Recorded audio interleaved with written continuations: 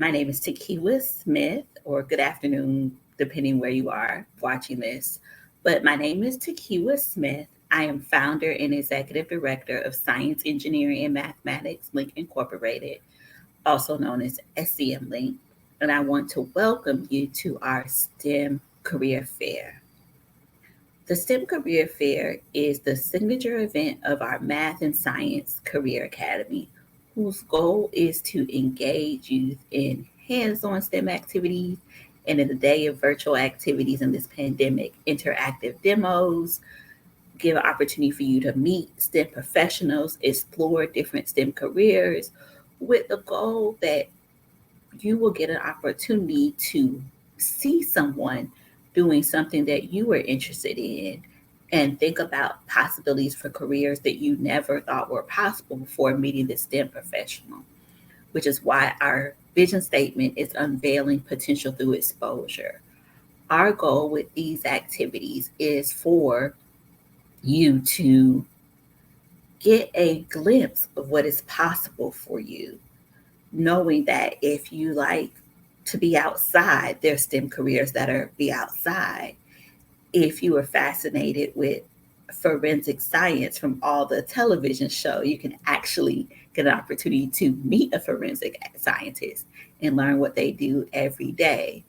We hope that through these Math and Science Career Academy events that you are able to see someone doing something that you are interested in, and most importantly, believe that it is possible for you by learning a little more about the field and learning the career journey.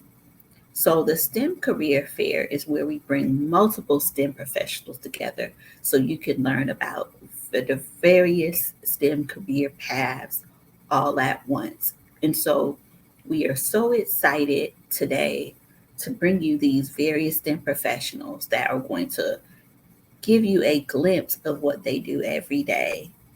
And we are going to have Q&A with our program coordinator, Carolyn Pounders.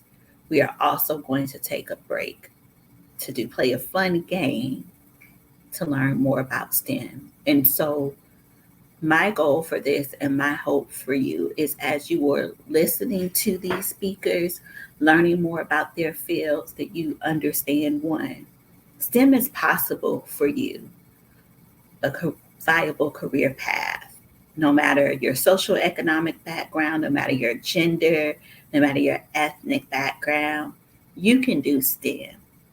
It is just seeing what is possible, believing in yourself, and excuse me, and starting the path and taking the steps that you can start before you even go on a college campus to learn about what is possible for you and how you can get there. And so, without further ado, I am going to bring one of our favorite partners, GBI, Georgia Bureau of Investigations, to talk about forensic science. And so I'm going to bring Miss Morgan Laurie. Hello.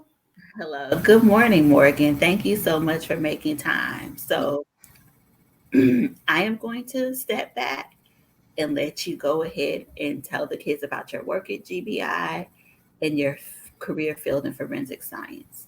Great. Thank you for having me. So good morning, everyone. My name is Morgan Lowry. I work with the Georgia Bureau of Investigation, or the GBI. So first, I'm specifically in the Division of Forensic Sciences. So that's what I'm going to focus on today. And I'm going to give you a brief overview of our 8 different sections, which include firearms, forensic biology, implied consent, impressions, medical examiners, toxicology, trace evidence, and then lastly, chemistry, which is the section that I work in. So as you can imagine, firearms, they are working with firearm evidence from cases. Forensic biology, they do a number of different tests on body fluids from living or deceased people. Implied consent is the section that deals with consenting to tests for driving under the influences of drug or alcohol. Impressions, which includes fingerprinting. So they're looking at all the different types of fingerprints and what the suspect could have left or had at the scene of the crime. They also handle any impressions left in types of material that can leave impressions. So in this example, the mud can leave a shoe print impression, and they can use that as evidence to solve a case, which is pretty crazy. And then another one of our sections is trace evidence. One of the items that they are testing is hair evidence that's left at a scene. So if you look at your hair right now, it's going to look the same as your friend's, even if it's a different color from the outside. But under a microscope, they look very, very different, and that can be a major clue to solve a crime. And then lastly, the chemistry section was the one I'm in. We're testing for suspected drug evidence, so things that people are not supposed to have and items that could be illegal, or sometimes items that police take from suspects thinking they could be illegal, but then we do the analysis on them and they are not, in fact, illegal items. So I have a video to share. Just a quick run through of the chemistry section. This is a really fast video. This is one of our large instrument rooms. It will play. Okay, just a quick walkthrough of one of our instrument rooms. There are two types of instruments in here. That first row was GCMS. The back row was HPLC. This is a close-up of a GCMS instrument. You can see this arm moving, picking up a sample, putting it into the instrument. And this is all things that we program. We're telling the instrument what to do, but then it's all automatic and the instrument is doing it all on its own, producing the data that we will then, as scientists, look at to determine what that item was. And this particular type of analysis we call confirmatory, meaning that we will then be able to determine the actual item within that sample. And then this is just going to be a quick demo of one of our preliminary tests, meaning a type of test that will give us information about that sample, but we will need to do more testing to determine the exact items within there. And this is called TLC, or thin layer chromatography.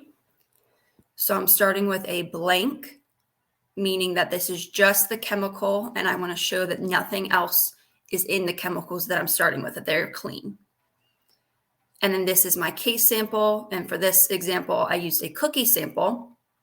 So we're going to see how the different ingredients within a cookie can separate out using this technique. So I'm spotting this liquid onto this plate. And it's a little hard to see, but there are two liquid dots. Then I'm placing this in a tank with more chemicals that are going to cause the samples to react. So in this case, it's going to cause the different items within that cookie sample to separate out, depending on the things that they are made of. So once I take it out of that tank with the liquid, I need to dry it off. And then I'm placing it into another tank with a different chemical that is going to allow me to see those spots. And it's kind of crazy. This plate starts out white, and then you're going to see at the end how it turns this kind of yellowy color. And then I have these 4 spots from my cookie sample. So in this case, I'm seeing my flour is showing up. My eggs are showing up. Chocolate chips and my sugar, all within my cookie. I can see all the different things that were inside of that cookie. And the reason that the spots are separate in this case is because flour is very different from sugar. If you go take a bite of or a spoonful of flour, it's going to taste very different than sugar, of course.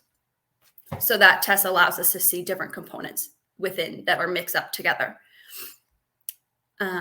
So then for my day-to-day, I'm usually getting some evidence in.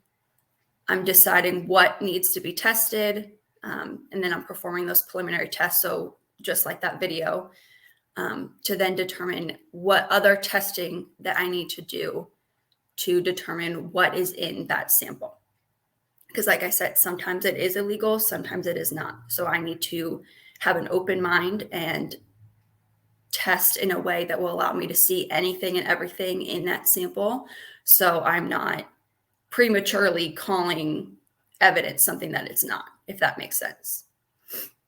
And then to go back to the Division of Forensic Science at the GBI as a whole, sometimes the sections we do work together as a team to solve a case. So if that were to occur, for example, if a firearm comes in, a submitting agency, which is often a police department, will deliver the said firearm and say they want fingerprints taken off of that firearm, as well as to determine if a bullet from the scene matches that firearm, if it came from that specific firearm.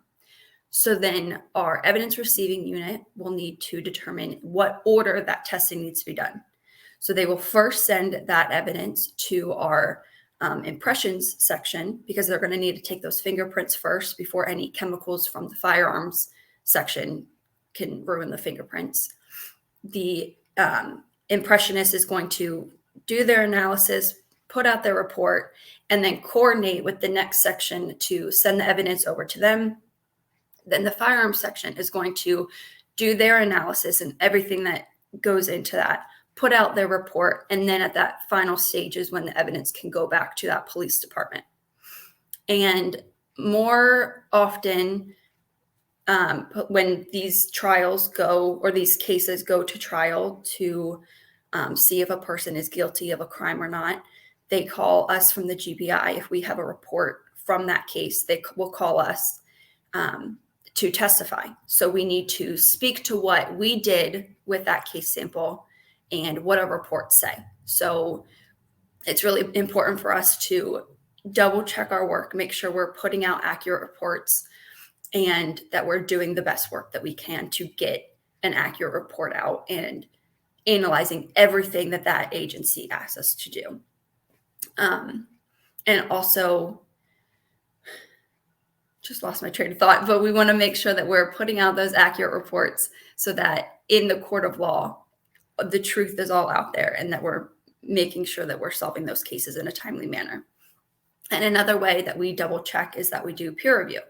So I will check the report of another scientist in the chemistry section to make sure that they followed all of the procedures. And that's not to say that I'm making sure that they're doing their job correctly. It's to make sure that, we're doing hundreds of cases a month at times. So we want to make sure that we're not missing anything. So we're helping each other out by double checking that work, so that when it gets to the courtroom, that we know that it's accurate and that people are being prosecuted for the correct evidence and the correct testing.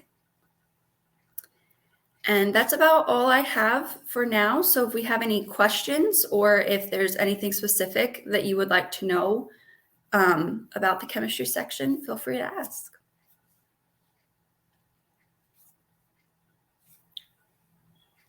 Hi, Morgan. Hi. Wow. So that was really interesting, what you shared with us as far as this part of this division of GBI. I think a good question that youth would benefit from is tips on how they can be meticulous in their measurements and experimentation. I think that is a really great question and insight that you can provide, because whether they're in science classes or working on their science fair project, as you said in your presentation, accuracy is important. So what are some ways that they can make sure that they're being accurate when they're dealing with science? Yeah, that's a great question. So at the GBI, and I'm sure many other STEM careers, we have policies that we follow. So we have step-by-step instructions of how we need to analyze that evidence. So we are required to have that particular policy up in the time that we're doing that. So even if it's the same, like that video that I shared where I was doing the TLC, I do those quite often, but a mistake can happen. I can not drink my coffee that day and be a little foggy. I'm going to need to have that policy out every single day and following step by step to make sure that no step is being incomplete. And another way to be accurate is we have a lot of checks and balances systems, basically. So before I put out my own report, and even before someone is peer reviewing, so one of my colleagues is looking at my report, I have a lot of checks that I need to go through to make sure that I know what I did a week ago on this case is still accurate and still correct. So again, when I'm putting out that report, I'm pulling up those policies and additional policies and making sure that I have checked off each box of things that needed to be complete. And sometimes you will catch a mistake, but the best thing to do is to catch that mistake before the report is out to the public and that report is going to court.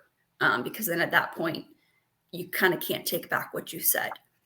So yeah, it's a lot of double checking, and sometimes it may feel a little redundant with things that you are doing often. But just like when you're completing a test, and even if it's a multiple choice test, you should always go back and double check. Make sure you didn't miss any of those bubbles. So yeah, definitely double checking. And there's a lot of already put in place stepping stones to make sure that we're protected as scientists as well. My second question is, what is your favorite part about this division at GBI? Hearing about the demonstration that you shared in the video with separating the different parts of the cookie sounded really cool, as well as the instruments that you were using. So what are some things that kids can look forward to if this piques their interest and they're thinking they want to pursue this STEM path? Yeah, definitely. So forensic chemistry, I always describe it as every day is a new day. Any evidence that you open, everything's going to be different. And if you like puzzles and if you like solving things, STEM careers, one is for you, but then also forensic chemistry, because it's your job to put the puzzle pieces back together to figure out what kind of cookie that was. And say it was a crumbled up cookie, and you never know what it is. And then oftentimes people say they suspect it to be, I'm going to keep using the cookie as an example to keep it PG, but say someone expects it to be a cookie that was stomped on inside their baggie. But then you do the testing. And again, you're always testing as if you have no idea what it is. And then you find out that it was chocolate cake crumbled up with inside that baggie. And just going through that process, and like the TLC plate in the video, with starting with something that you may have a little idea of what it could be, but until you get those test results and you're analyzing that data, then you have to start to shift your mindset to say, okay, that's not a cookie anymore. I'm looking at a brownie. And what other things do I need to do? I need to test that differently because there's a lot more oil in a brownie that I can't put on this other instrument. So now I need to completely change my scheme that I thought I was going with. So I think that's really fun. It's definitely never boring. Every case is new. Every data analysis is new. So it keeps you on your toes. It's fun. I love it. My third and final question for you is, working in this type of environment, it sounds like a high pressure environment. And particularly in, a couple of different STEM areas that kids can go into in entering college or pursuing them in any other way, they might be able to feel the pressure in their studies as they're trying to get, that degree or certification or whatever have you. Mm-hmm. So what advice would you give to them in pursuing STEM careers in the STEM pathway and balancing the rigor and the high expectations of being able to deliver with accuracy? Yeah, so that's another great question. So there is a lot of pressure, not only in the career now, being a scientist, but then also, like you said, the college, getting through that college, it's not easy, no matter what degree you go into. But if you just keep your mindset on what you want to do and what your goals and dreams are for the future, and just keep focused on that. But then also, like you said, the balancing, you need to balance, and yes, do your homework and study, but then know when you can take a break and take a walk outside, go play football with your friends. That's also very important. You need to give yourself a break. I remember when we were doing training, the training program for the GBI chemistry is very rigorous. And there was a lot of pressure that you also put on yourself because you want to be successful. But you would have to remind yourself, okay, let me take a step back. I'd take my dog on a walk and, not study one night, because if you overdo and you apply too much pressure, then at some point you're doing more harm than good. So yeah, definitely creating that life balance. Awesome. Well, we definitely want to thank you, Morgan, for joining us today and sharing with youth and teens about forensic chemistry. We loved the video and the presentation. And if you have any parting words, feel free to share. Thank you so much for having me. This is wonderful. Yeah, keep in mind your dreams and goals, and it's a lot of fun. And I will say it's not exactly what you see on TV, but it is fun. And it's good hard work that you're contributing to your community. So definitely join forensics. Awesome. Love ending on that note. All right. Well, you have a great rest of your day, and we'll move on to our next speaker. Thank you. Yeah. Thank you again, Morgan, for reminding us that forensic science isn't always what you see on TV, and giving us a great picture of the day-to-day of a forensic scientist. Thank you. Okay. All right. Okay. Thank you, Carlin, for leading that great Q&A. And we are going to move on to our second presenter, Ms. Debbie Gordon of the USGS. I always forget what that stands for, but she does an important STEM field that is important to us, hydrology, which is the study of water, which she'll go on and give more detail about. But water is so important to us, right? It's in our bodies. We drink it, we use it to clean ourselves, clean our clothes, clean our house.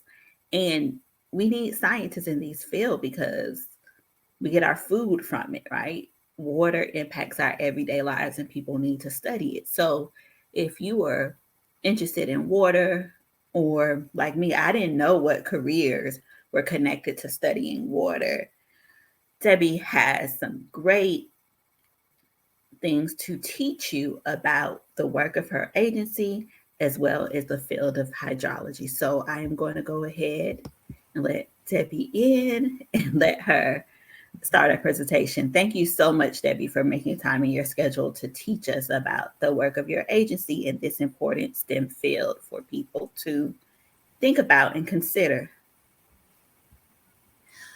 Absolutely. Thank you for having me. I am going to talk about the U.S. Geological Survey, which is who I work for. I'm going to share my screen.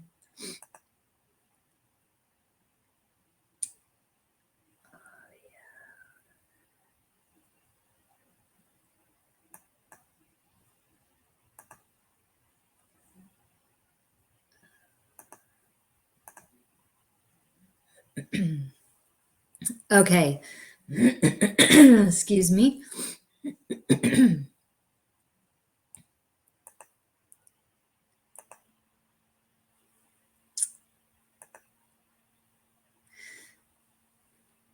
So, like I said, I work for the USGS, U.S. Geological Survey, and USGS is the nation's earth science agency, and we have 7 missions. Those missions include climate and land use change. So climate change, which everyone knows is very, very important. Core science systems, energy and minerals, environmental health, ecosystems, natural hazards, and water. And I work in the water section.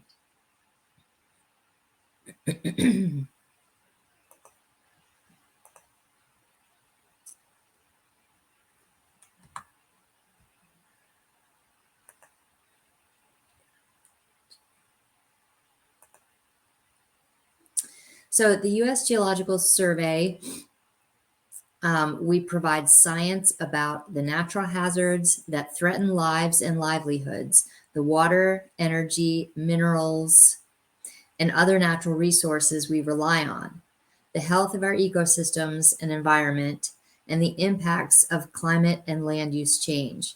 Our scientists develop new methods and tools to supply timely, relevant, and useful information about the Earth and its processes. So here are a few pictures of me in the upper right and some of my colleagues. Wait, Debbie, I'm coming back in because we can't really see your pictures that great. So it has like a split screen. So maybe if you can change the presentation mode so we can see your pictures, because it's showing like your next slide at the same time. Oh, okay. Let's see. Because you always have some amazing pictures. Yeah. Let me see. Maybe I shared my wrong screen. It probably has to do with how you have it in PowerPoint because it seems right. perfect. Like I can see your PowerPoint. Yeah, So when I put up the presentation mode, it moved it to the other screen. So let me see if I can move it back. Yeah, so I think the only thing is like it has this next slide thing. Right. That's what's preventing us from seeing the pictures. Second.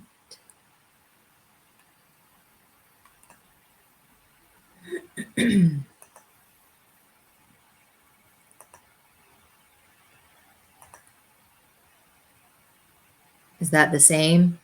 Yeah, it's the same.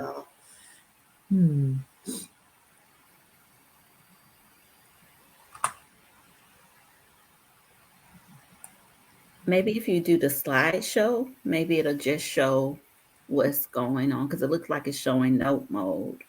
Yeah, I am doing the slideshow, but it's putting it on the other screen. So wait, let me.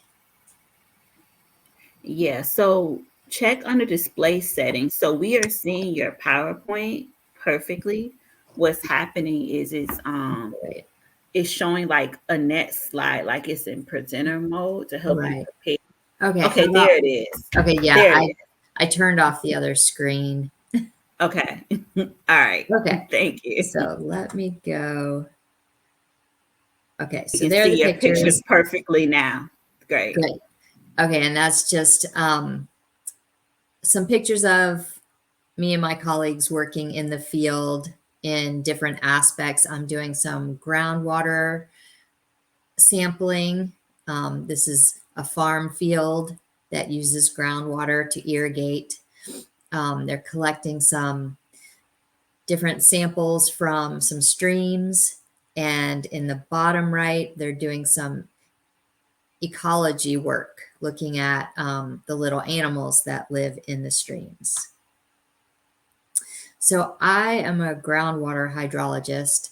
I study aquifers for water supply, collect samples for water quality, and collect water levels from wells. Okay, so now I'm gonna show a couple of videos that will give you a better idea of what the USGS does.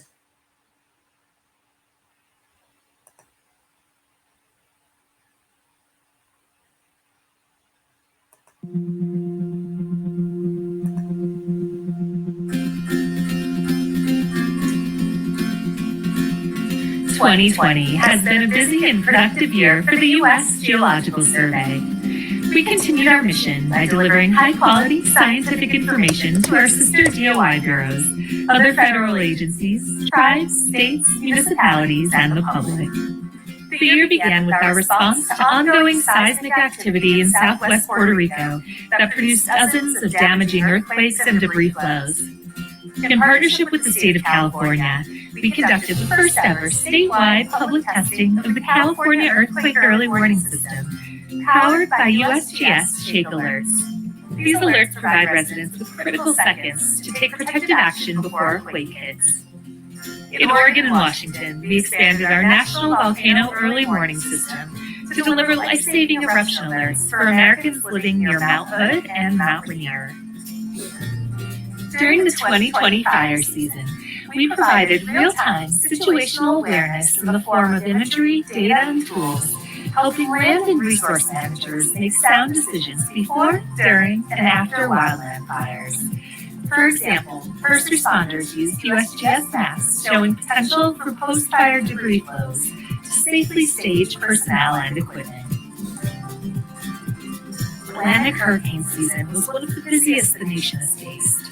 We deployed dozens of scientists and technicians along the Atlantic and Gulf Coast to collect valuable data to inform emergency planning and response before, during, and after the storms. During the coronavirus pandemic, crews kept our network of about 11,300 stream gauges working properly. This information is relied upon by the National Weather Service, the U.S. Army Corps of Engineers, and FEMA. Nearly 85% of the nation's rivers and streams are now mapped in high resolution.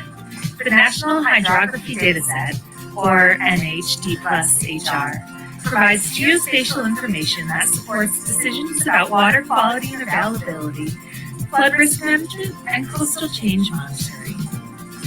We have developed a next-generation water observing system, or NGWAS, which will provide real-time data on water quantity and quality more rapidly and in more locations, helping states and municipalities manage water and plan for floods and drought. Invasive species cost the U.S. more than $1 billion each year. In 2020, we improved eDNA sample collection and analysis standards to speed processing and lower costs. We collaborated with the U.S. Fish and Wildlife Service to more effectively and efficiently use eDNA for early detection of invasive Asian carp to prevent their establishment in Great Lakes, and to help the National Park Service determine where to focus efforts to control invasive pythons in the Everglades. The infectious chronic wasting disease is fatal to animals in the deer family. We're developing strategies for early detection and identifying environmental factors that may facilitate transmission. The Fish and Wildlife Service, the National Park Service, and the U.S. Department of Agriculture use this information to make informed, effective conservation decisions. The USGS 3D Elevation Program, or 3DEP, worked with partners to acquire nearly 155,000 square miles of high-quality 3D elevation data during 2020, reaching 70% of our goal of nationwide coverage by 2023. We developed and tested the Landsat 9 ground system in preparation for its launch next year. 2020 also saw completion of the architectural design studies for the Landsat Next satellite. The USGS Landsat Data Archive provides high-quality images to the public. In March 2020, the archive hit an extraordinary milestone, marking 100 million images downloaded. When NASA's Perseverance rover lands on Mars in 2021, it will be equipped with the most precise maps of the red planet ever created, ensuring a safe rover landing. We assessed oil and gas resources in the Marcellus Shale and Point Pleasant Utica Shale formations of the Appalachian Basin. Additional 2020 assessments include the National Petroleum Reserve in Alaska and adjacent offshore waters in cooperation with the Bureau of Ocean Energy Management and Alaska's Central North Slope in support of Secretarial Order 3352. We partnered with the Department of Energy to map lithium and other rare earth elements and critical mineral resources in western Nevada. These materials are essential for batteries and electronics, as well as renewable energy. Geothermal energy has the potential to be an important source of electric power. In 2020, we announced a new partnership with DOE to locate undiscovered geothermal resources. Changes to our Earth systems will create new challenges for the safety, security, and sustainability of our nation, and for the stewardship of land, water, mineral, energy, and ecosystem resources. In 2020, we developed a bold vision for how we'll plan, conduct, and deliver our science to the nation in the coming decades. This 21st century science strategy capitalizes on our multidisciplinary expertise that embraces emerging technologies such as artificial intelligence, machine learning, and high-performance and cloud computing. A key element of this plan is an integrated predictive science capability called Earth Monitoring, Analyses, and Prediction, or EarthMap. When fully realized, EarthMap will enable us to deliver actionable intelligence to our partners at the speed and scales they need to wisely manage the nation's natural resources, save lives and property, and promote economic prosperity. Looking forward to 2021 and beyond, we'll begin implementing our 21st Century Science Strategy.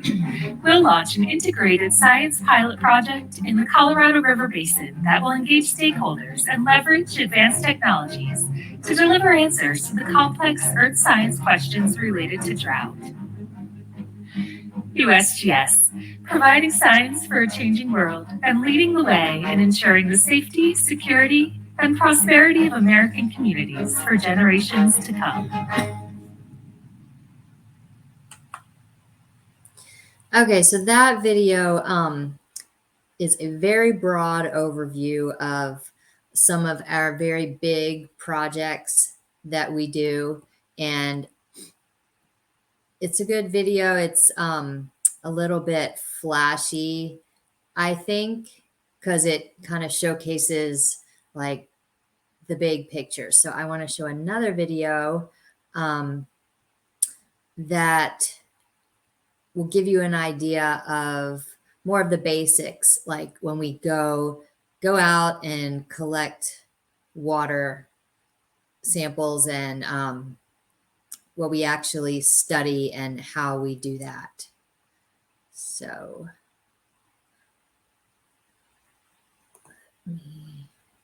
okay, I think this is it. Yeah.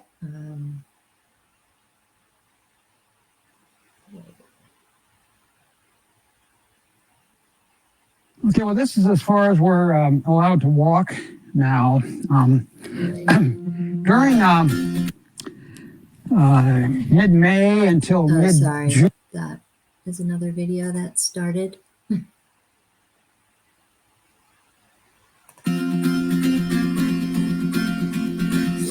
2020 has been a busy... Oh, wait, that's the same one. Sorry. I had the other one up.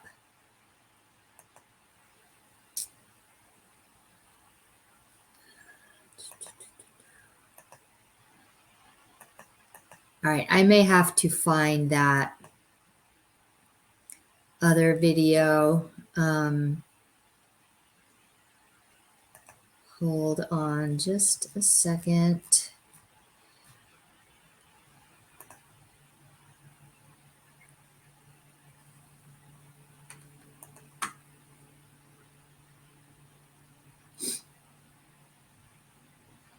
Now, I may not be able to find that, but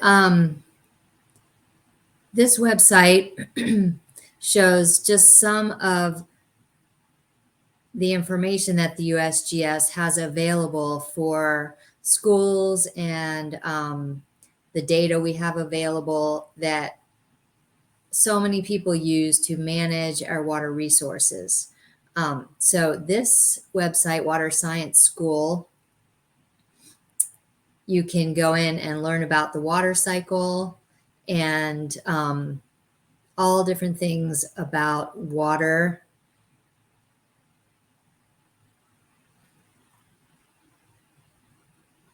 All different topics. So please go, to usgs.gov and take advantage of some of the many products that we have available.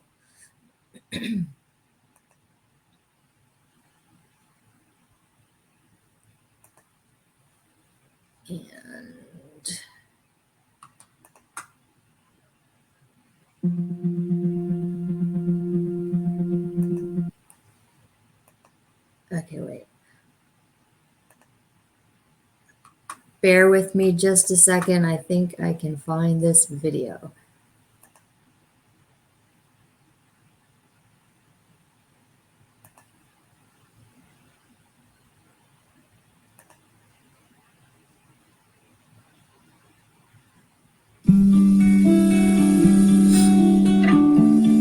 There we go.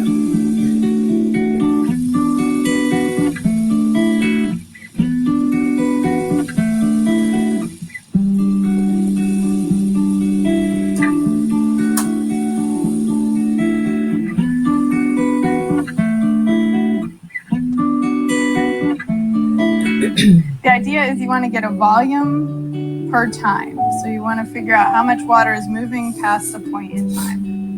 And to do that, this is my little picture of a cross section of a stream. You need to know the velocity, the depth, and the width. There's a pipe behind that plate. So that plate tells you how high the water is. And then that pipe behind it is it's called a crest stage gauge.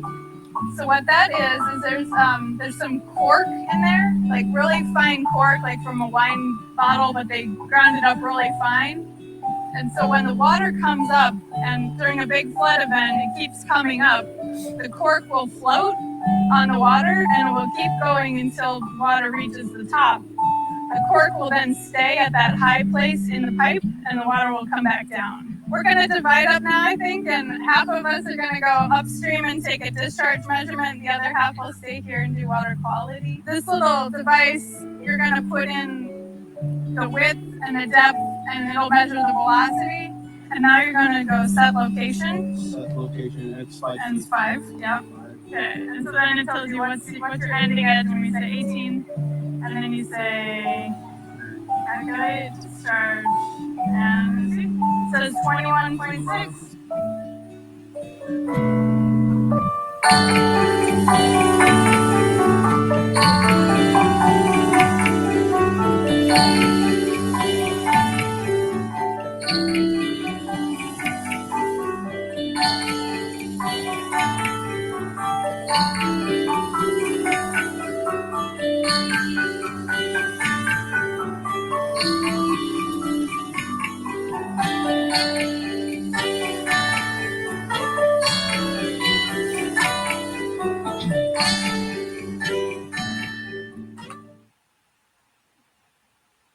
Okay, so that just showed a little bit about what it's like to actually go out and collect some of our hydrologic data.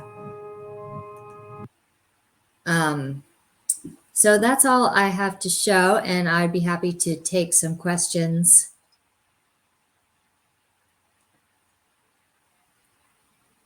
Hi, Debbie. Hi. Wow, that was a really amazing presentation. I loved that second video that you shared. And I hope those watching did too. I hope so. Yes. So my first question for you is, coming off of our first exhibitor where we talked about the pressure that can come with doing the experiments and having to make sure you're getting as accurate as possible. What is that like for a hydrologist in their role where they're collecting this data and then having to take it back to such a big organization like USGS? Yeah, so like Morgan said, there are specific steps that we follow so that we make sure we are accurate with what we are collecting and how we analyze those samples. Excuse me. And also, like she mentioned, we have a very rigorous review process. So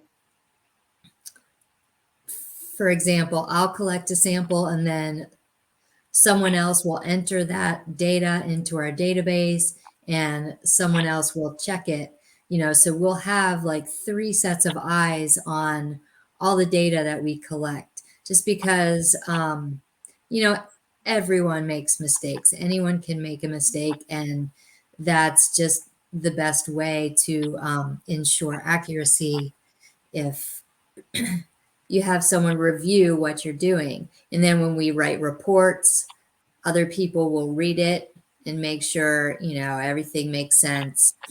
And usually someone else will read it after that. And we'll go back and try to make it as accurate and as well written as possible so that when the public sees it, it's easier to understand and they can trust that the data are accurate. I'm so glad that you answered that and gave your input on that question, because I think it really doubled down on how, instead of it being all of this pressure falls on one person, as you described, with it going through these various people and stages, there's more of a collective ownership of what is put out there. And so my new question for you, in talking about what you just said, with working with your colleagues, um, what role does teamwork play and collaboration play in being a hydrologist, especially at USGS? So, as you saw in the videos, we collect a lot of data, and typically that takes a whole group of people to do. We're around a lot of streams and rivers, which can be a little dangerous. So we make sure to wear all of our protective gear. We always have a life jacket on when we're over open water. And like sometimes it requires a boat, so we go out in boats. So we'll have a driver and someone collecting the sample and then someone processing the sample. So there's a lot going on, and it definitely takes a team of people. And then once that data is collected, we'll take it back to the office, and there's a group of people, maybe the same people, that will take it to the lab and analyze it or prepare it to send to our bigger lab. We have some big labs in other parts of the country. And then we get that data back, and the data have to be put into our database so that it's accessible by the public and anyone who might need it. And then we also write up a report, and that takes a whole different group of people. So yeah, there's a lot of moving parts and a lot of collaboration that go into our data. That is so good to know, because often there's this view that working as a scientist, it's all individual. And Yeah. I'm sure that you can speak to that there are times where it is more individualist, but from what you just shared, youth who are interested can look forward to collaboration and working amongst others. So my next question for you is, why is it important that we study hydrology, and why do we need hydrologists? Well, as everybody knows, water is very important for drinking, also for our food production, for irrigation, and pretty much every part of life. So we need to make sure that, one, we have enough water for everyone to use, and two, that water is clean. So that's why we study water quality to make sure it's okay for people to drink and okay for all the animals in our ecosystems to live in and to drink, because it's all connected. So yeah, water is very essential for life. Absolutely. Particularly, I think us at SimLink, it's one of our water, energy, engineering. We kind of have our favorite STEM areas, and hydrology is definitely up there because, as you just shared, it is so important to not just human life, but also animal life, Right. that you pointed out. So I think the second video that you shared really captured something special about working in this field. So my last question for you is, what advice would you give to youth on what they can look forward to when they are first getting started in hydrology, in college, in career, from your own personal experience, what can kids like really look forward to with hydrology? So my background is geology, and so whether you study geology or hydrology or environmental science, you get to go play outside a lot, which I've always thought is really fun. So when I went to college, in each one of my classes, I mean, we had field trips. And as I got further into my studies, sometimes we would go to really cool places and camp out and learn about the earth. So I've taken trips out west and gotten to collect fossils and minerals from different places and learn how they got there and, hike along the streams. So I've always found that really enjoyable. Thank you for zooming out and, including and sharing your geology background with respect to, earth and environmental science careers, which are, as we shared in this session, important for really the whole planet. So with that being said, we want to thank you for exhibiting today and sharing with us about hydrology, Debbie. You're welcome.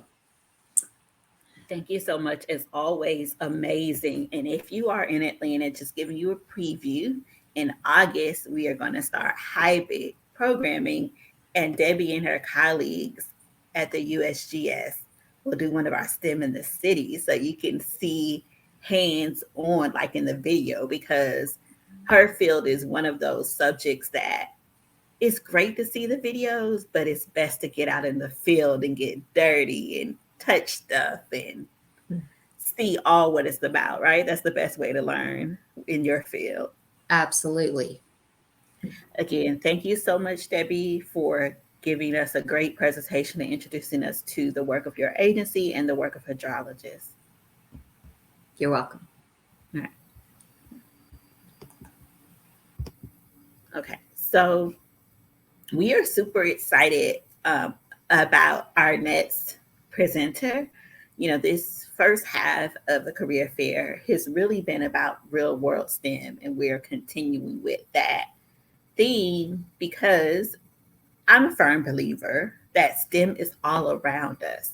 And you can use science and have a career in science to study things that you're interested in or solve problems in worlds all around you. And so our next speaker, Alex Troutman, is a wildlife biologist, and you are going to learn so much from him about his career path and how you use STEM to study the world all around you. Good morning, Alex. Good morning. Thanks for having me. Okay, so I am going to get out and get your presentation, up and running. So just let me know when you're ready to have it go. You can start it now. All right. So yes, my name is Alex Troutman. I'm a wildlife biologist. Currently, I work with the U.S. Fish and Wildlife Service, and I've been doing this for around 8 years or so. I started right out of college, and now I'm finally secured a actual permanent position with the Fish and Wildlife Service. Before, I had been traveling with the Fish and Wildlife Service and the National Park Service as a seasonal and term position employee. But now I actually started, my first official day was actually yesterday as a permanent fish and wildlife biologist down here in Georgia. I'm going to stop you and say congratulations on that, because you have done such great work and we have seen your graduate school journey. And so we are so excited that you are a graduate and have your first position. So thank you for sharing that great news with us. Thank you. All right, you can go to the next.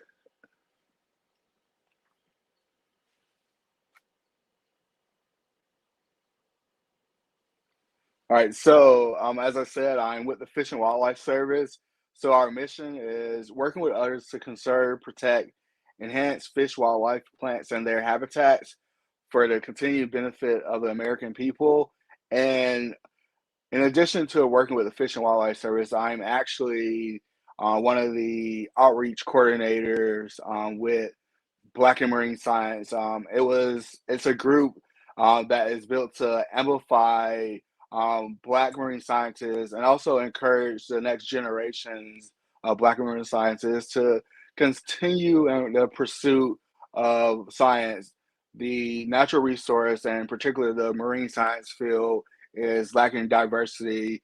There's 3% of the marine field are African American or people of color. So we're there to try to increase that diversity, and we do this through the Black and Marine Science, our official nonprofit. So I am the outreach coordinator of that. So I help with events like doing Ben's Reads, which is a kids event where we encourage kids and actually do book readings of Black and marine scientists or marine topics that's based on that are written by Black scientists. And then we also have workshops that we do.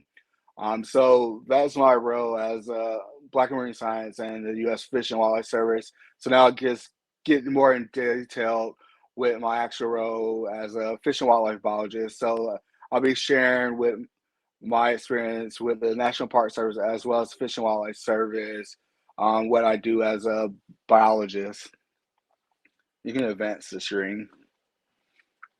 All right, so with the Fish and Wildlife Service, a lot of my work is outdoors. I spend pretty much 80 to 90% of my time outside.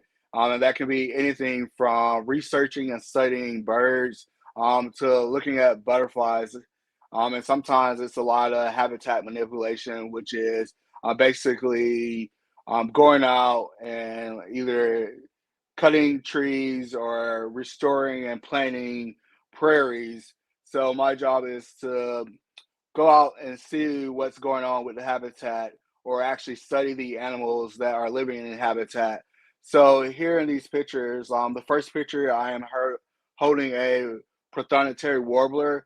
So with that job, what I do is we go out and study the birds that are inhabiting in areas. So with this, throughout the migratory season, we're looking at seeing what birds are coming into the area or what birds are leaving the area as migration changes.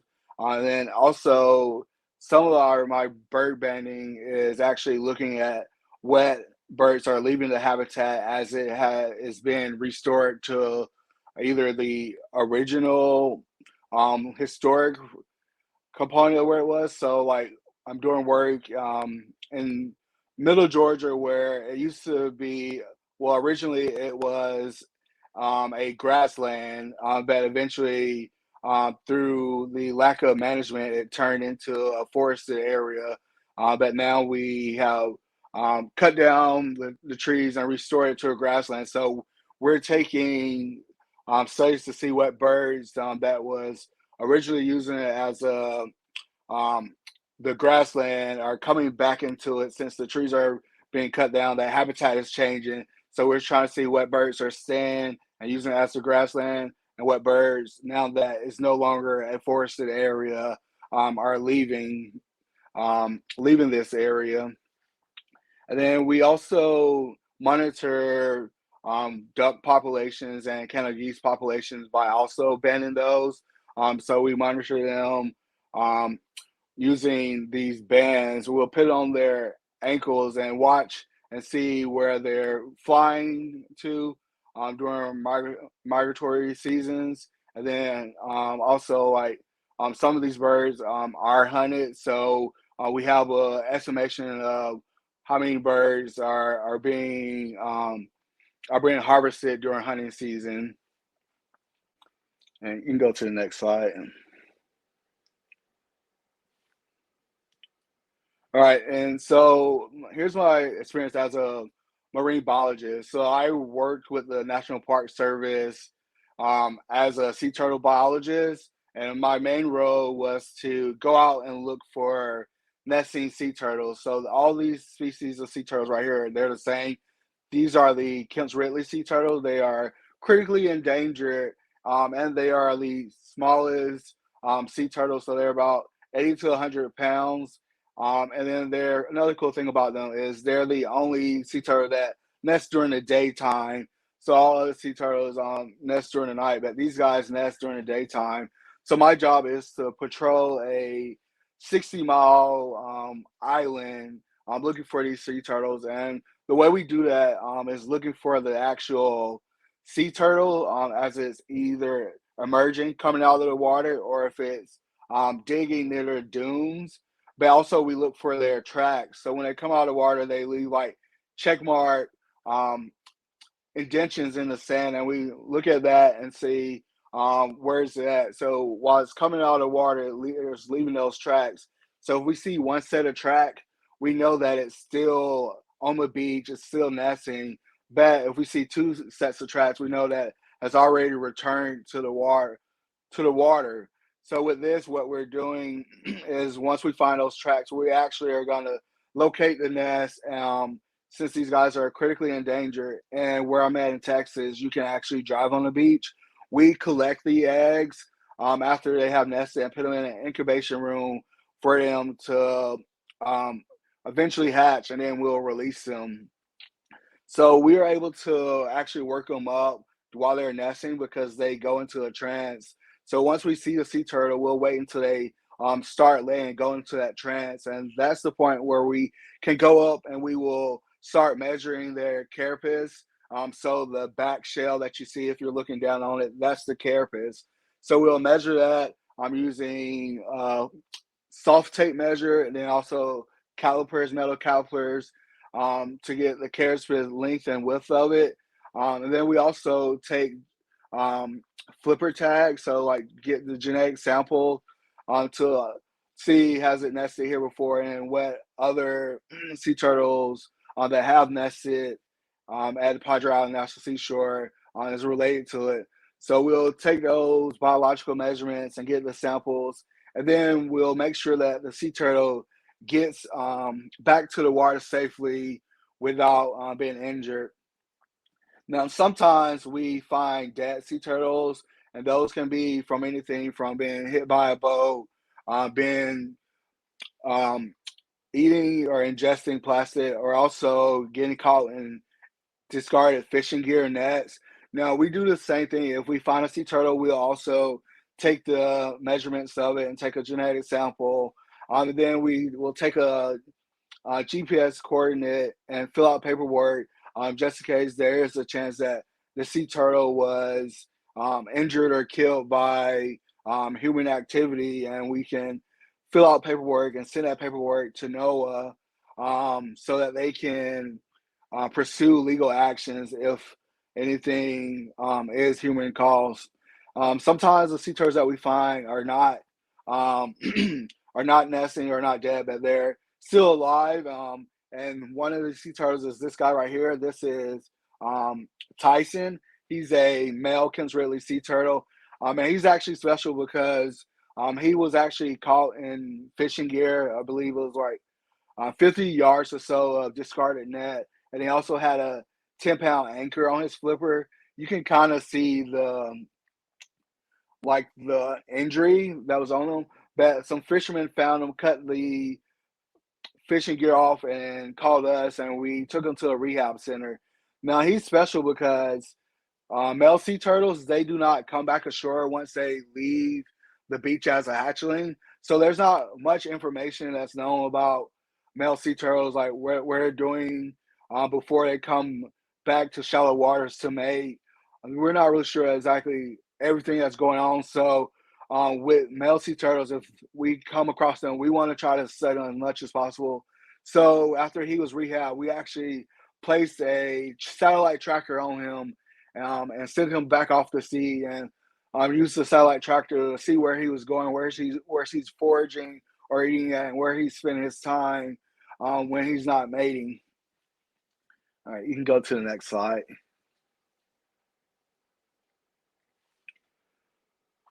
So if you can play some of these videos real quick. So this first one is a female Kent's Ridley. She's going back to the water. She has already nested and laid her eggs. So we're just making sure she gets back to the water safely. And if you want to play the second video. So the second video is, this is what we like to call like their cover, or like their like tamping stage. So she's laid her eggs and now she's covering the nest to make sure they're very pretty good. So we're after at this stage, we're just watching to make sure that they cover their nest pretty good, and then they'll eventually go back to the water. Now, once they get done nesting and they're back to the water, we'll actually go and collect the eggs. So this picture with the cooler with those objects that look like ping pong balls, those are actually the sea turtle eggs. So we have a 4 to 6 hour window to actually collect and move the eggs, because their embryo is not actually attached to the egg wall yet. So we can move them and transport them safely. But once that embryo is attached, we can cause the egg to fail if we were to move them.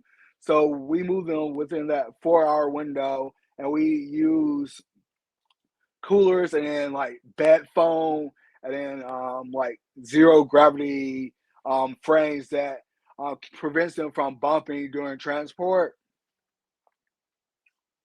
And then this picture right here in the right corner, you can kind of see the sea turtle tracks. So these are the tracks. This one is actually heading back to sea. So you can see that those are the tracks that we look for. So we first are looking for the sea turtle, and then we're looking for the tracks. If we're not seeing a sea turtle emerging, we'll look for the tracks to see where the sea turtle is at.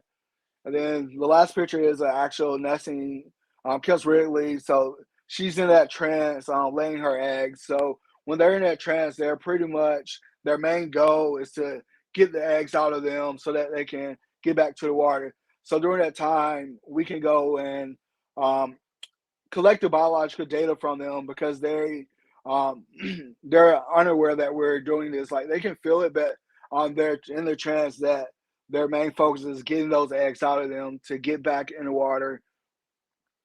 All right, you can go to the next slide.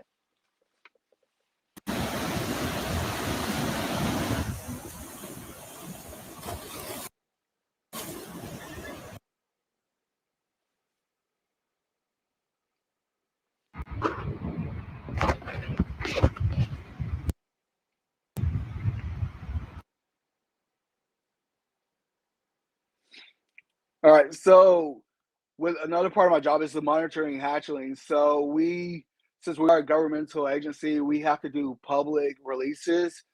So when we're doing public releases, those are usually during the daytime. So we put in place protections for the hatchlings. So we use giant nets, and then we use flags that look like predators. They have giant eyes on them to prevent other predators like birds from trying to pick off the hatchlings. And sometimes my job is not always fun and hands-on. Sometimes I'm just collecting data, just writing down notes, and not actually doing the hands-on part of working with the hatchlings. You can go to the next. So this is one of our hatchling releases. So we release all the hatchlings into the sound, and they will go to the ocean. And this one is done around dusk, but during the daytime, for public releases, we do them in the day. You can go to the next.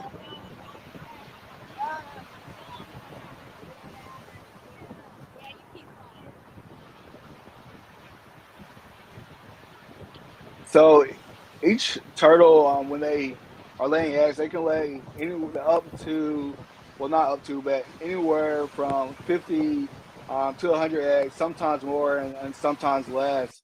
But all those eggs do not actually survive. it's like 1 in 100 of the actual hatchlings will survive to adulthood and reproduce. You can go to the next slide.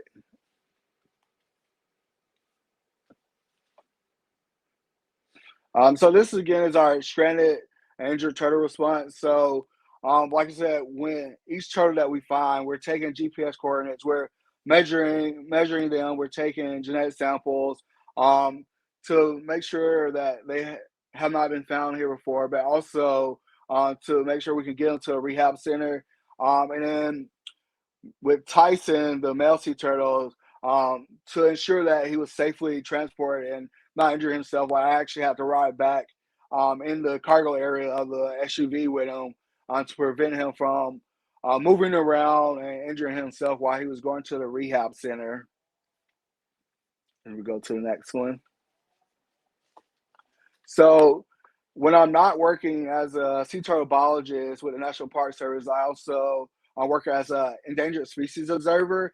And during that time, I'm off at sea anywhere from 5 to 20 miles on the boat. I live there 24/7 for 3 weeks up to 3 months at a time. And my job is to make sure that the boat that I'm working on, it's called a dredge ship.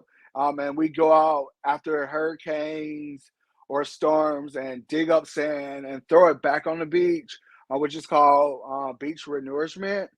Or if a port city needs to widen or deepen a channel, we'll go out and dig up that channel and take the dirt farther out at sea.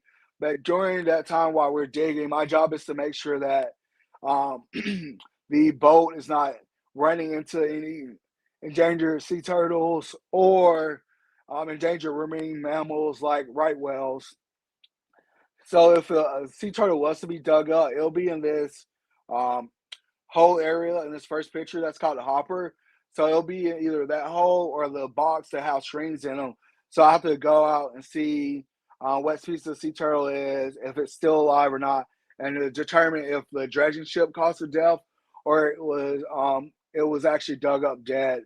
And then one way that we try to prevent sea turtles from being dug up is this instrument right here. It's called the drag head.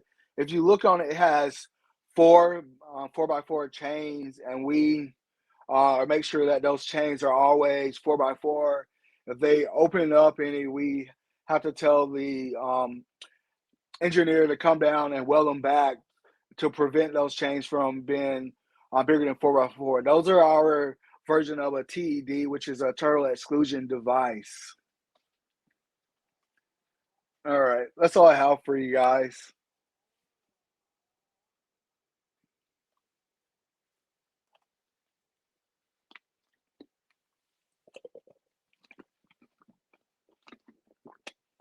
Any questions? All right. Hey, Alex. Hey. So, of course, the big question that I have that I'm sure a lot of parents want to know as well is, when youth are out in nature, should they be touching organisms, picking them up? I mean, I feel like on social media, we often see kids just grabbing squirrels and bringing them home. And also, how does that compare to your particular experience and, your job role where you're touching these wild animals? Yeah, so I would say, like, definitely don't bring any wildlife home, squirrels, turtles, any of that. And actually, in many states, it's actually technically illegal to do so. But it's a rule that a lot of people don't enforce, but it's technically illegal to do so. But yeah, I do encourage people to pick up some animals if you know exactly what it is. Like if you see like a garter snake, like explore it, but also make sure that you're picking it up in a respectful way, and you know for sure that it's a garter snake or any type of snake. I mean, some people will confuse a water snake with a copperhead, and maybe try to go pick up the water snake that's actually a copperhead, or vice versa. They'll they will kill the copperhead. They'll kill the water snake thinking it's a copperhead. So if you are going to pick up these animals, make sure you know exactly what it is you're picking up. And then also know that animals, they have the right to defend themselves. So if you're going to pick it up, there's a high chance that you could be bit or scratched by it. It's the animal is not attacking you; it's defending itself. You're an unknown person coming and messing with them, so they have that right to defend themselves. So my what I would say is try to look at them from afar or observe them from a distance without actually interacting. But if you are going to interact them and pick them up, make sure you know exactly what it is, and don't pick up any animals that are endangered. That's a big no-no. So if you don't know what animal it is and you're not sure if it's in danger or not, definitely don't pick it up or harass it anyway. So yeah, like I definitely encourage, like that's how you learn, you explore, getting hands-on experience with this. But just to be safe that you're not gonna get injured yourself or you're not gonna hurt the animal. And then another thing is a lot of times if you find an animal for certain species, like I wouldn't share the location if you're gonna post a picture. Don't share the location because there are people who like to poach animals, come and steal them and take them to other places. So don't share the location of it. But the most important thing is be responsible and safe. So if you don't know what an animal is, don't pick it up. Or also, if the animal might already be presenting itself that you are a threat, don't try to go interact with it. And then So, for me, most of the animals that I pick up, like I have experience, but as a wildlife biologist, other animals that like at work, that all the animals that I interact with up under a special order, a permit that allows me to touch and handle these birds or touch and handle the sea turtles. So while I'm at work, I have a special order to work with these endangered species, so I can actually touch them. But if I'm not in uniform, I'm not working. I can't go as a private civilian and say, like, oh, I know what the sea turtle is and interact with it that way. I have to be working and have to be up under that permit. got you. And so, along the same lines, how can people learn how to identify the different types of wildlife out there? I mean, I know one day I was taking a walk after it had rained and I just saw worms, in several different places. So, are there any, media, digital tools that kids can take advantage of in identifying wildlife that they see? Yeah, there's a ton of tools. If you're kind of old school, there's things called field guides that will have a picture of the animal and a description. So you can carry those around. And let's say you see a red bird, you can get that field guide out and flip to the pages that has the red birds and say, okay, I'm in Georgia. What red birds are here, and it'll go through and list like some of the characteristics that will say, okay, this word it's all red. It has an orange beak and maybe has like black neck areas. So you can go and look at all the birds that have that in Georgia. They can look at the size. So those field guides are there to help you do that. But also there's now everything is on our phone, so there's apps. So there's a program called iNaturalist where you can actually take a picture of different organisms and upload it, and it will give you suggestions of what you see, and you can compare that and say, let's say you see like um, go back to the garden snake. You see a garden snake, and you're not sure what it is. So you take a picture of it. You can use iNaturalist to identify it. And there's another program for plants. It's called Seek. It's by iNaturalist, but you can use that.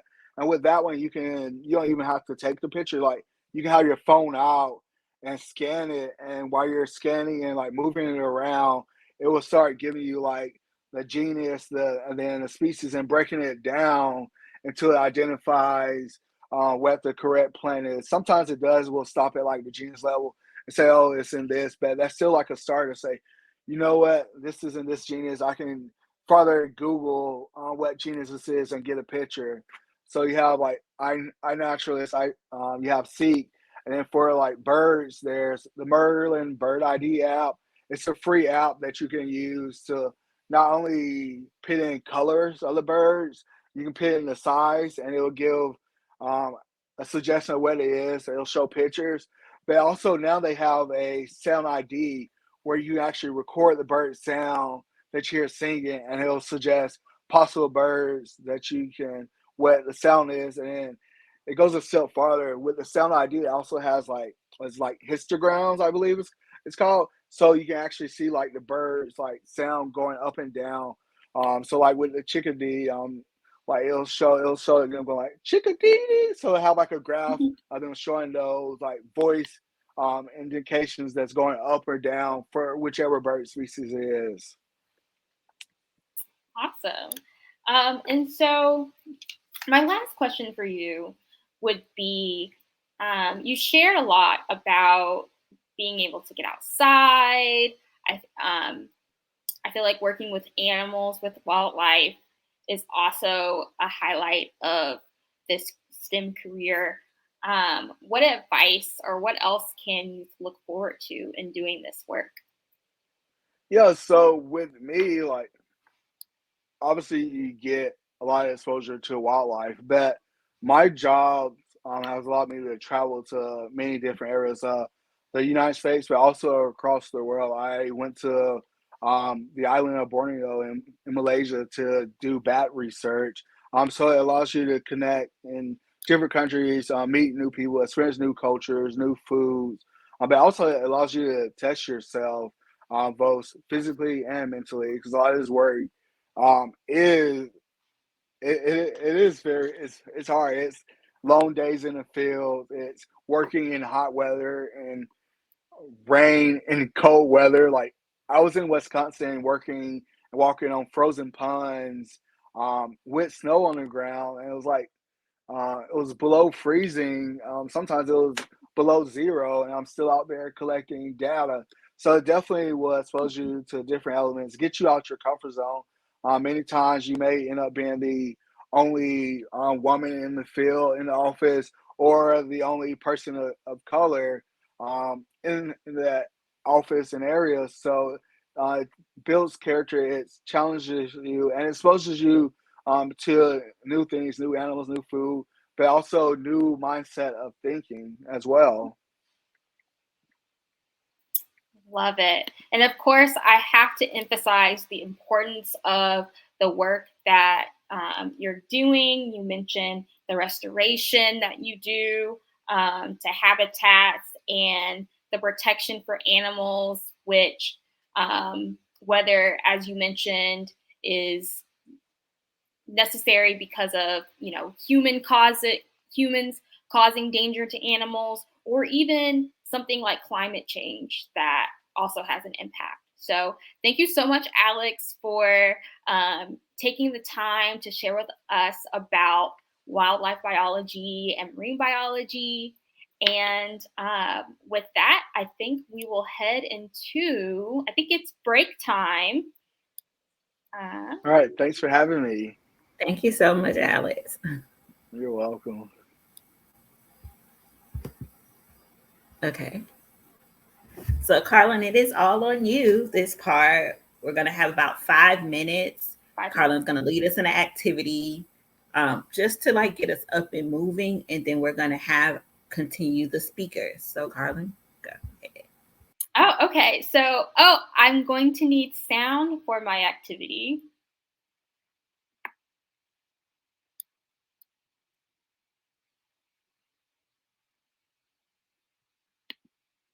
Oh, I guess I said that, and you guys can hear me now. Silly me. I'm sorry. I was like, are you playing music, or do you need me to do anything for our activity? So this is the mystery sound game, and I really had a brain fart. So I'm sorry, you guys, but I'm really excited about this. Usually, I am told that the games are not that easy, but I tried to put in some easy ones in there. So I have a couple of different sounds based on STEM that you guys can guess what they are. So I'll go ahead and play the first one.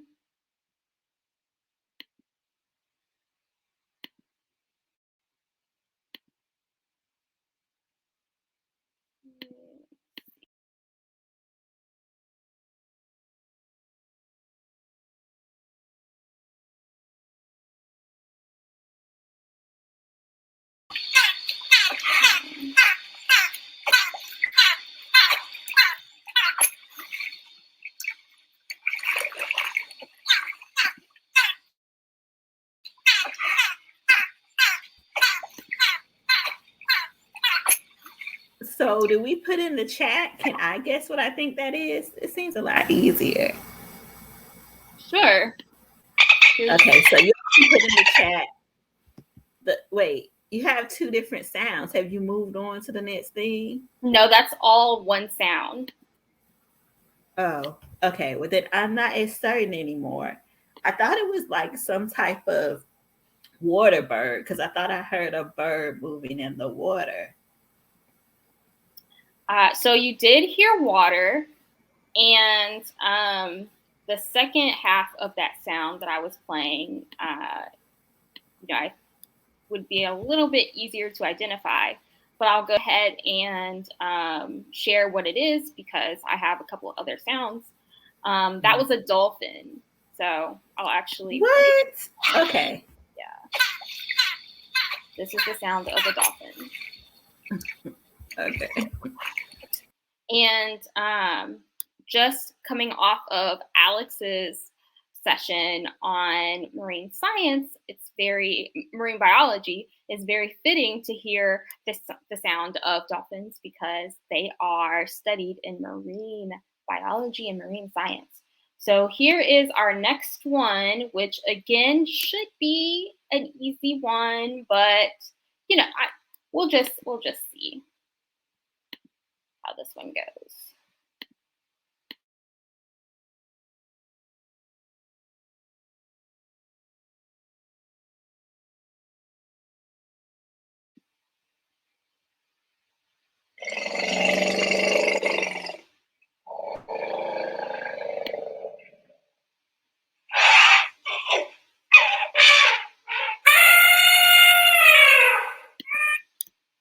Okay.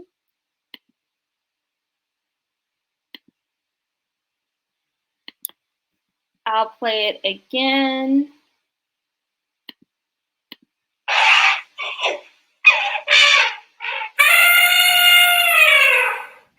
Is that an elephant?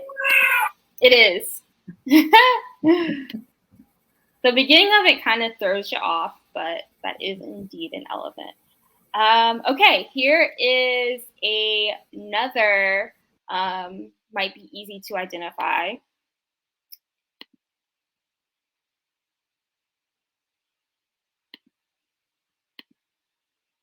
Pay a 1% listing fee and save thousands.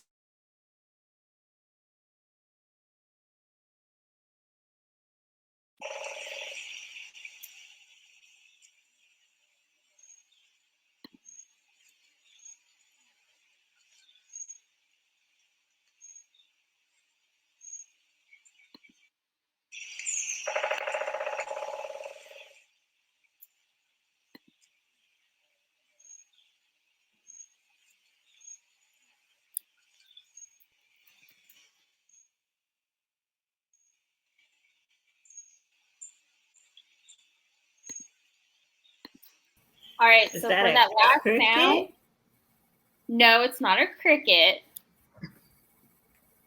We are outside in nature with this one.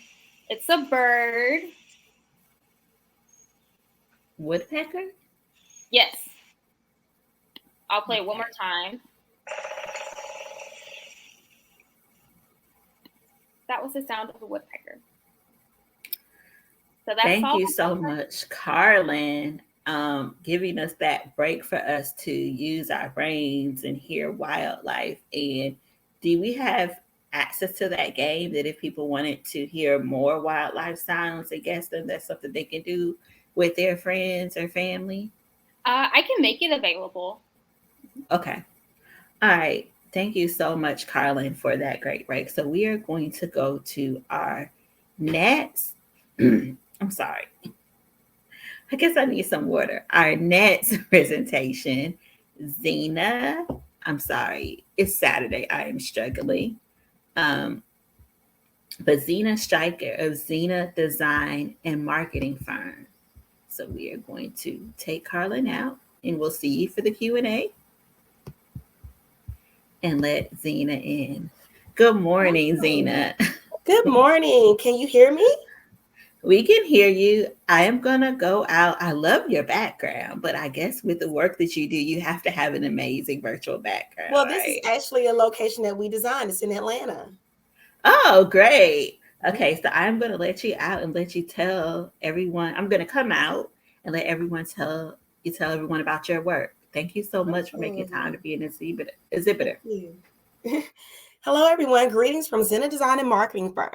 So as I just discussed, the background behind me is a gym that our interior designer, Ron Jones, designed in the Buckhead area of Atlanta, Georgia. I am not even in Atlanta. Thanks to STEM, I'm able to live in Beverly Hills, California, but my firm is located in Atlanta, Georgia. So I fly back and forth, but with awesome technology, I'm able to talk to you guys virtually about the things that we do. So I'm going to share my screen and I'm going to try my best to share the music that is with my presentation. So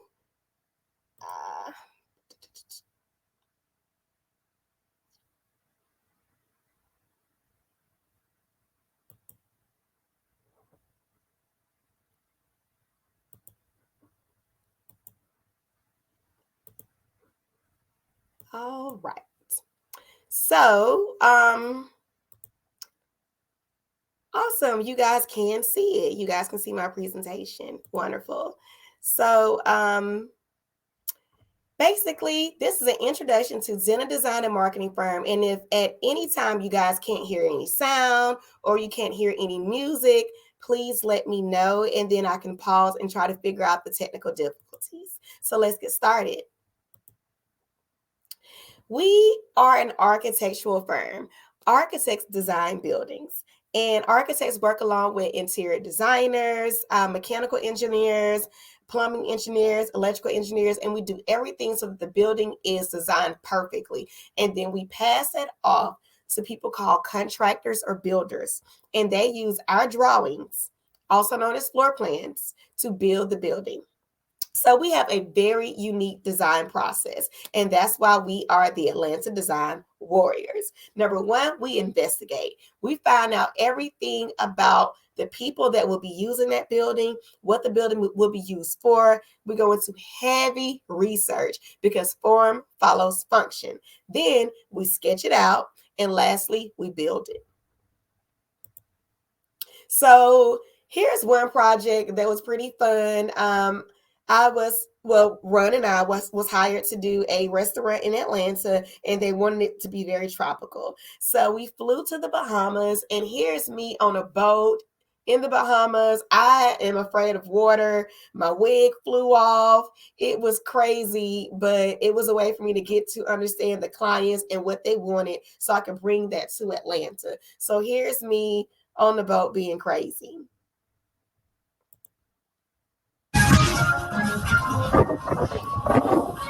Those are the trash men. I'm dancing with them.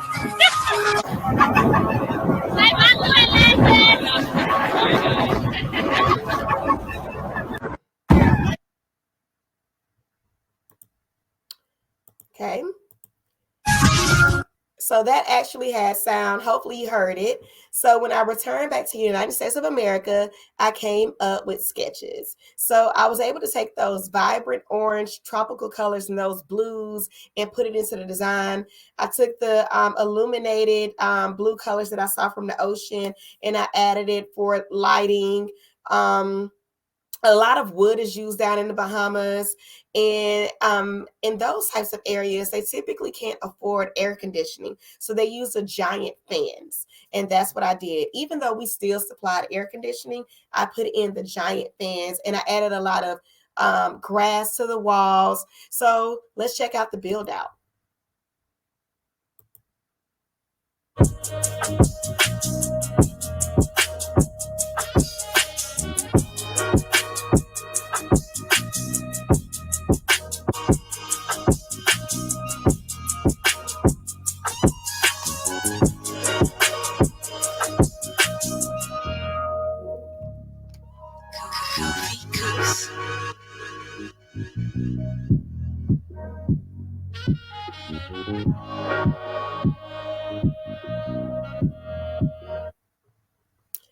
Hope you all enjoyed that. So that's Seesaw, and it's located in Midtown Atlanta. So if you ever want to get a great bite to eat, you can check out Seesaw. Again, we brought the sand from the beach to Atlanta and all those cool things. So that was a restaurant that we designed, and that was led by interior designer Ron Jones.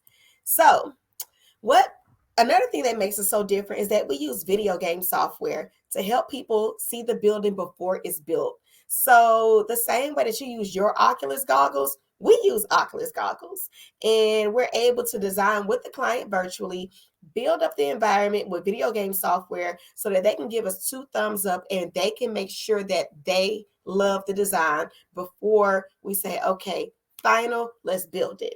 Also, when we use the video game software, it's great for fundraising because people who want to help pay for the building can see the building and they want to invest a lot faster. So here's a little bit of what we did for Central State University.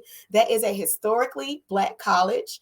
And I'm not going to show the entire video because it's pretty lengthy, but this is what we did for Central State University. We added a voiceover, we added music, we added everything because we are a marketing firm. So whatever the client needs, we can pretty much do. So let's check out this presentation.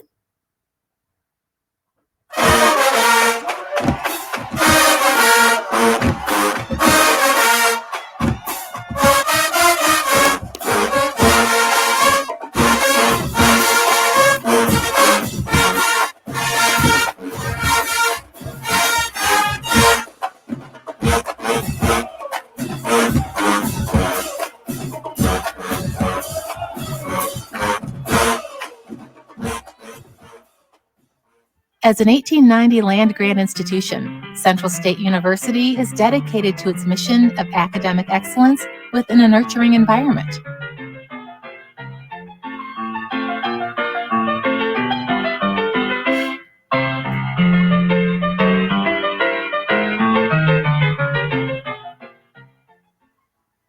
Central State University is preparing to embark on an exciting new journey, blending technology and innovation to create state-of-the-art technology-enhanced learning environments with our Classrooms Without Walls initiative. This project was done in 2019, so it's 3 years old.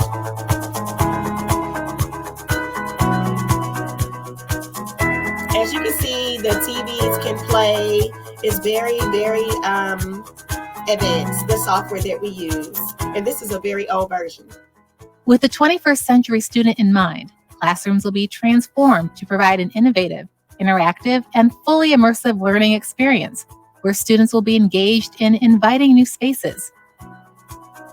So we're going to go on. I'm not going to hold you because the presentation is pretty long. Again, we do residential projects, luxury homes. We really don't have the time for the small homes, but we do residential and we do commercial. Commercial means places where people go to spend money. So again, the word commercial means places where people go to spend money. We design restaurants in the airport, stores in the airport, restaurants anywhere around, stores anywhere around. We also do mixed use, places where you can eat, shop, and live. So those are all commercial buildings. And we have the same process. We investigate, we sketch, and we build. On the right side, that's a sketch. And on the left and bottom, those are the actual build outs of a kitchen. That kitchen costs $47,000. And here is my very first project I did as an entrepreneur. It was for Clayton County. And at the bottom is the actual build out photos. This build out was done 2 years after I made this virtual presentation with the video game software. So look at the bottom photos and try to see where I put that in a virtual presentation and just see how close we came to making it look identical.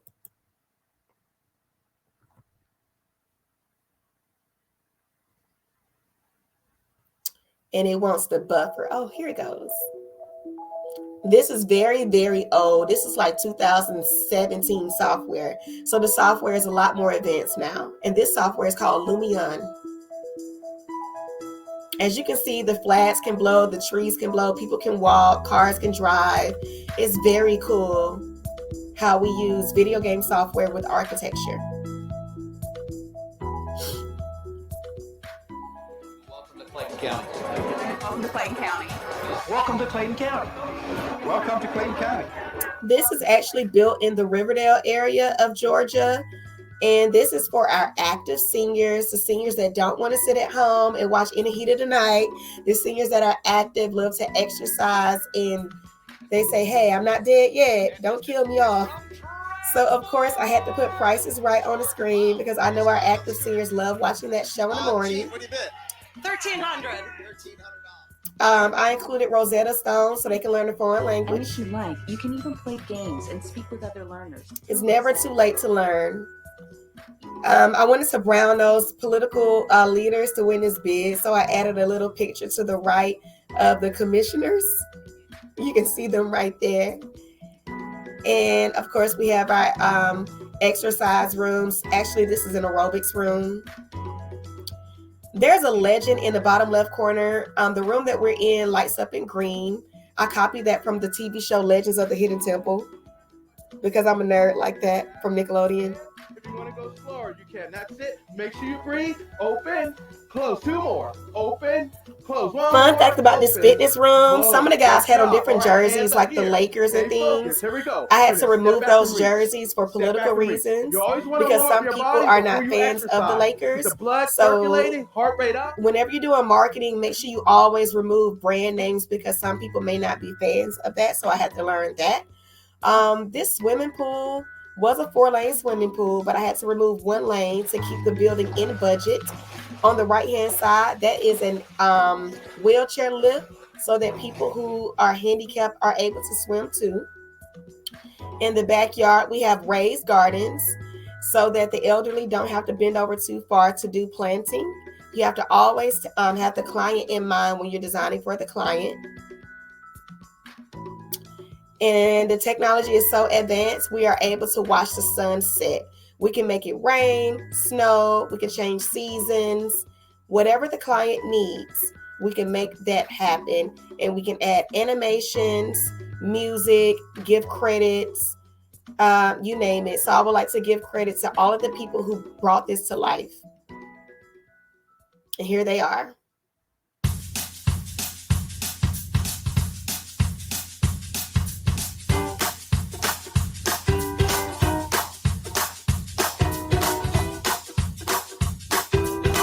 These are all STEM professionals that you can work for. Great people. And thank you so much, Clayton County, for giving me this opportunity. I think I was only like 25 when I did this. And it's very rare to see an African-American female in this industry, especially at that age. So thank you so much for watching that presentation. And that's pretty much it for the Atlanta Design Warriors. Hi, Zena. Thank you so much for that presentation and sharing with us the role that STEM plays in design, architecture, and even marketing. You are our first architect, and we definitely want to have you share in one of our other programs, like our Teen Science Cafe, this work that you're doing, because as you just said, you are one of the few Black women in this STEM area. So kudos to you. Thank you. And I'd be honored. Yeah, and thank you for being that representation for younger people. So my first question that I have for you is, as far as working with others who are not in your particular discipline. You mentioned working with engineers to bring these ideas and projects to life. And so my question is, can you talk about the role that collaboration plays when you are working with other people who might not have the knowledge and the vocabulary that you do of your STEM area, and they're coming from a different STEM area? So how do you guys find a common language and are able to work together to get the project done? Well, we are called the Atlanta Design Warriors because all of those people are my warriors. A building cannot be brought to life without those people. So it's actually the other way around. It's not so much that they don't know what I'm talking about. I have to learn what they're talking about. And I use different ways to communicate.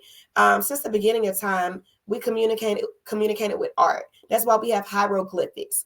Anything that you don't understand, you can always draw a picture. So it's very easy for architects to communicate. However, when I'm designing for my client, I have to figure out what they're talking about. So if I'm doing something like a farm to table restaurant where you can actually fish and get the fish and cook it, I don't know what type of fish is inside of that water. So I have to go out and get some design warriors. And I'll use the state of Georgia. They'll come out and they'll do some lab research where they can test the water. And based on the results of the water test, it'll tell me what type of fish are growing inside of that pond and live there, because I don't know. And then they'll educate me on if those fish are ready to be consumed. Are they safe to eat? And then they'll let me know. So things like that. If I'm designing a group home, I don't know much about social work. So I'll go in and I'll ask the kids, what do you need? You know, and they'll tell me things that I'd never thought about. They'll say, oh, Miss Zena, we're not able to get haircuts. Can you design us a barbershop so that we can learn how to cut each other's hair and we can do it right here? And I'll say, cool. I never thought about that, you know? So my design warriors are my clients, my consultants, like even the way I talked about the swimming pool. I didn't know that handicapped people are able to swim. So I hired a consultant that taught me to put that wheelchair lift inside of the swimming pool so that the handicapped people are able to swim. So I actually learned a lot from my consultants / my design warriors. And so as I was hearing you speak, what came to mind is you talked about the process. You went through the process of doing your research, Yes. which always comes up in the STEM field. Yes. And so thank you for shedding light on that and how you go through that as a way to inform young people how they can also come up with their own ways to do the research, ask the questions, go to those who know the information that you want to know, and be able to articulate it for yourself. So my next question for you is, I think it's so fabulous when we are able to have someone who's an entrepreneur talk about, STEM or the application of STEM like you have in their work, because, there are areas in STEM where they do have clients. They do have products that they have to build and create for certain audiences. And so can you talk about creating something and having to have an audience in mind for it and being able to deliver on their expectations in your work? Well, it's across the board with me. I mean, right now I'm designing furniture, so I have to think of what's going to make my furniture so different than the furniture that's available at Walmart or Z Gallery. And it's called a unique selling proposition. And when you're an entrepreneur, number one, you have to solve a problem. Like, what is it that people need? 2, what makes my product so different than everyone else's? So I looked at all the furniture, and I noticed a lot of the furniture isn't like exotic furniture, like wildlife, zebra skin, tiger skin. I don't really see cool furniture that pops like that, or metallic. It would be so cool to have like a metallic couch that you could sit on. So once I noticed that there was a need for unique furniture like that, and the way that I found it out was because when I designed like the things behind me, I had to order the furniture, and I could not find the furniture that I needed. So I said, maybe I should create my own furniture line as an architect so that I'm able to have the furniture that I need. And if I need it, other people probably need it. So again, you want to find a problem that needs to be solved. And then you want to find a way that you can deliver something so unique that people need to come to you instead of others. So that's pretty much what I do when I think of other people that have a need and how I can provide that, solve that need.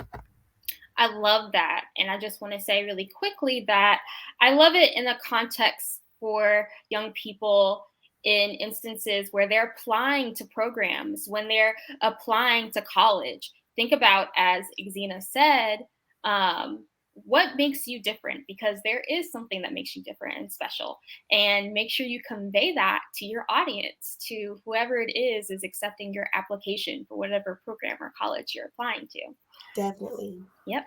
So our last question for you is, some people don't consider architecture a STEM field, but we know that it is. We consider it one. So can you talk about how STEM is used in architecture and why it is indeed a STEM field? STEM, architecture embodies every single letter in the acronym STEM. So if we're talking science, like I just described, doing things like going out, learning about water, learning about the soil. You can't just slap a building on any type of soil. We have to do slump tests, slurry tests to make sure that building can stand. We have to know in states like California, they have seismic forces like earthquakes. We have to make sure the building can move with the earthquake. You do not want a rigid building, because once it snaps, the people inside can get hurt. So you need a building that can flow with it. We have to know about snow, because once that snow hits the top of the roof, guess what? You have something called a dead load or a live load, and the roof can collapse. So you're learning all about science. I put aquariums inside of my buildings. I have to learn about the fish.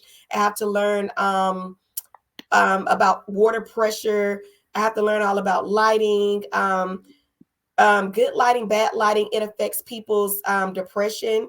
Also, we don't have indoor shopping malls anymore with the big old rectangle where you just go inside JCPenney's and Sears. That's done because it doesn't allow any more lighting. So now you see like strip malls and things like that coming about. Technology. I just showed you all technology, the video game software. Engineering. We are engineers by trade. We are architectural engineers. And math. Whew, let's not get started on how much math is used to design a building. Like, we are just doing so much math all day, all night, calculations. And no, we don't refer our services out to a mathematician. You have to do the math yourself. And you can always ask for help. People think it's just like one architect designing a building. No, it's about 50 or 60.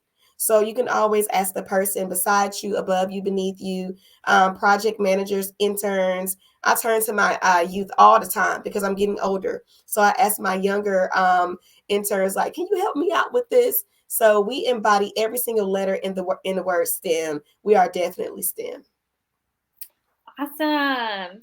So we want to thank you, Xena, for educating and enlightening us on, as you just said, the role that STEM, that every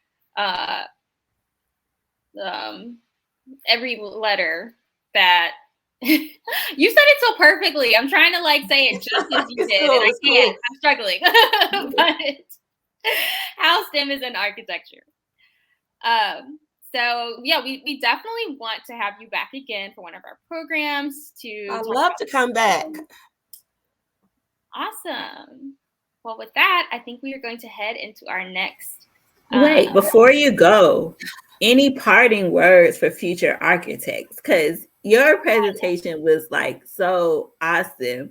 And I was just so intrigued. Like, okay, I have friends that are architects, but I was just like, oh, architecture has stepped up since, you see the blueprints and all that kind of stuff. So, yeah. Well, all I have to say is be you, because I worked at a lot of architectural firms and I tried to do cool stuff like this. And they were like, you're doing too much. You're doing too much, and I was just like, and even that Clayton County project, the way that presentation came about, I showed it to my boss. I was working at that architectural firm and he was like, you're doing too much. And I'm like, and the client was about to fire our firm because we were over budget. It was taking too long. And then he came to my desk and he was like, Zena, we have to go down to Clayton County. Bring that little project you got. And I'm like, you need it now. And so we went down there and I presented it and they loved it so much. And I was like, you know what? I think I want to start my own firm. And they gave me their blessing. So just kind of stay in your own lane. Anything that you really know is going to work, maybe you're ahead of your time. And with me being so different with the way I present architecture, HGTV came to me and offered me the possibilities of a design show. And I haven't signed anything. I'm shopping around, seeing what network would be best for me, with the way that my design works. So I just say that being different can kind of help you be a pioneer. So please don't let anyone really hurt your feelings when they say that you're too outside of the box. Perhaps you're ahead of your time. Yes, accept constructive criticism. Do that. But if you have something that's just so different, hold on to it, because maybe later on, like that one Lizzo song, that was her greatest hit. That song came out like 5 years ago and it flopped. And then like 5 years later, it was like number one, So just wait until it's your time and hold on to what makes you a gem. Thank you so much. And I love Lizzo. I listen to her when I work out. And sometimes when I just need Well, thank you so much, because that was an awesome presentation. And so thank you for having me. And we will definitely have you again for one of our virtual events. So thank you for joining us from Cali. Yes. All right. Have a great rest of your day. Bye. Bye. Okay. So that was just so amazing. Like, wow. We have had some really, really great presenters today telling us great things about a diversity of STEM fields. And so we're going to have our next one. I'm sorry, I'm going to have her corrected just in case I mispronounce her name, but Chandria Singleton. Okay, sorry. Hello. Did I say it right? Yes, you did. It's Chandria Singleton. Thank you so much. Okay, you're welcome. So I want to say, I think you do health and nutrition, correct? Yes, I do health. My background is in radiologic sciences. I actually graduated, and I'll talk about that in my presentation. Okay. My background is in radiologic sciences, and how I got into health and wellness was a personal, but it's been so fulfilling because it has ventured me into what I love is science.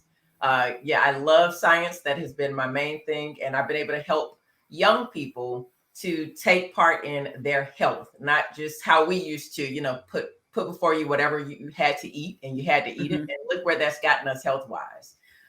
So that is my mission, along with my business partner. She's a registered nurse. So we both have science backgrounds.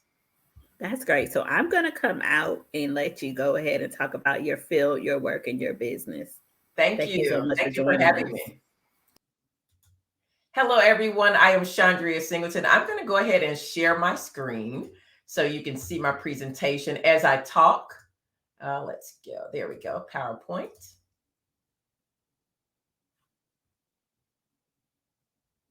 Can you guys see my screen? Yeah, you have to add it to the stream. So I don't see it yet to add it. It told me I have to unlock the screen by selecting the lock button at the bottom left. But I don't have a lock button.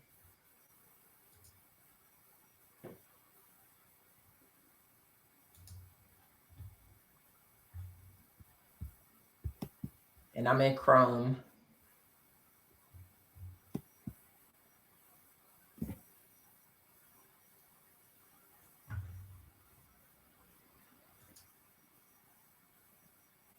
It says go to system preferences, unlock this screen by selecting lock in the bottom left. Yeah, that is something extra. So you can try it again, or you can email it to me and I'll manage your presentation as whatever if it won't unlock. Let me go ahead and email it to you because I am not sure. I've never had that happen. I use StreamYard for all of my podcasts. That has never happened before. It's because it's Saturday and it wants us to be in bed. I have never had that happen. And we trying to show these baby STEM careers. Right? It would just be me. Okay, so I'm going to close that out on my end so I can email it to you. Okay, it's saving because I had it open. Sorry about this, you guys. I am usually definitely together on my presentations. It's probably some random stuff. Like all the time I touch buttons and I don't even know if I touched it and it messes up stuff. Like all these devices are so sensitive. Yeah, and I don't even have a lot of stuff up, but I've never had that happen. Mm-hmm.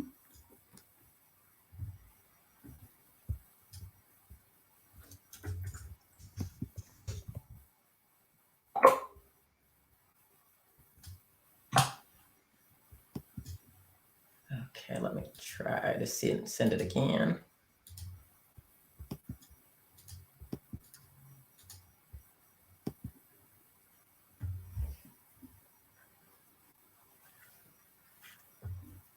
I'm coming. It's sending. It's attaching.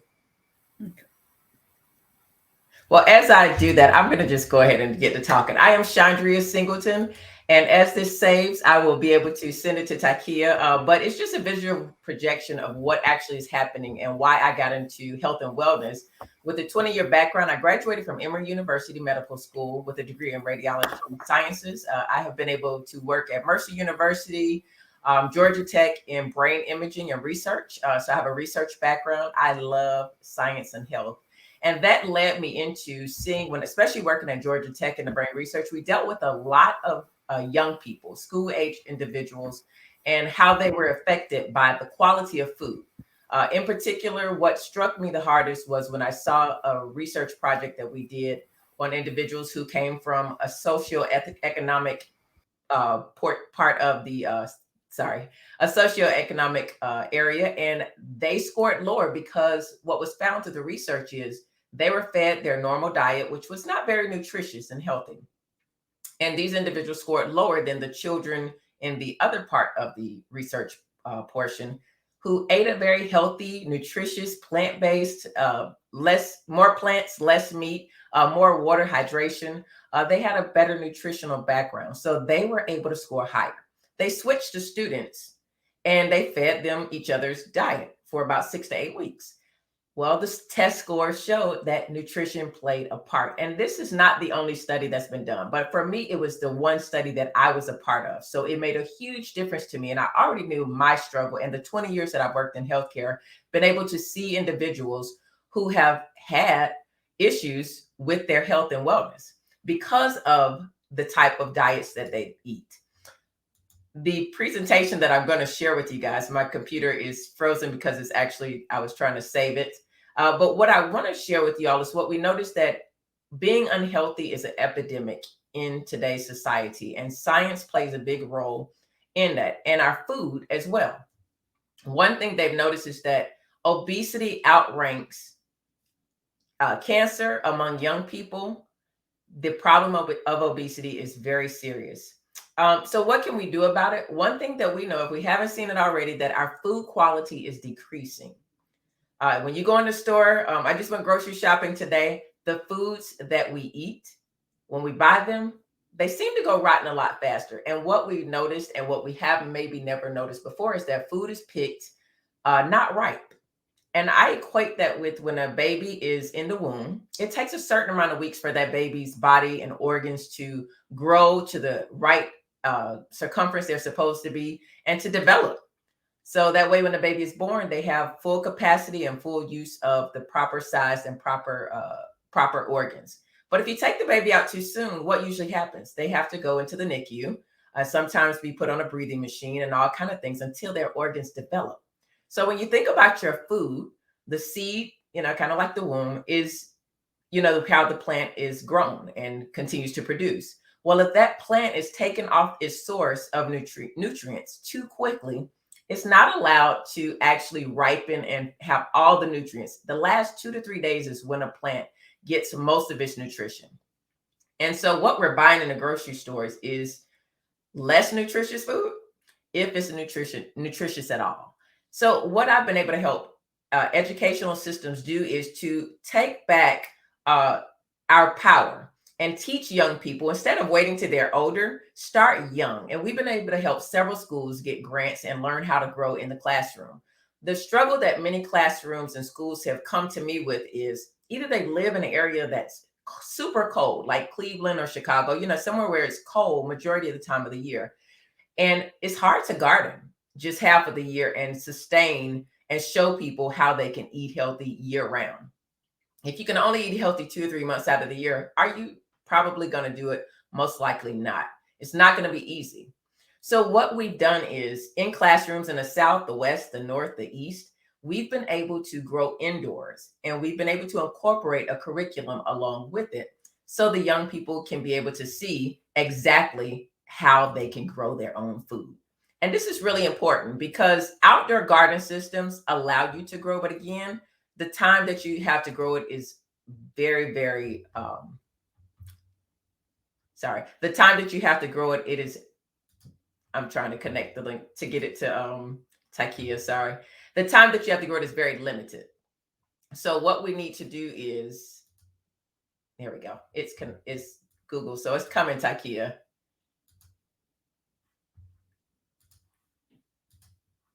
I'm sorry, I am going because my presentation.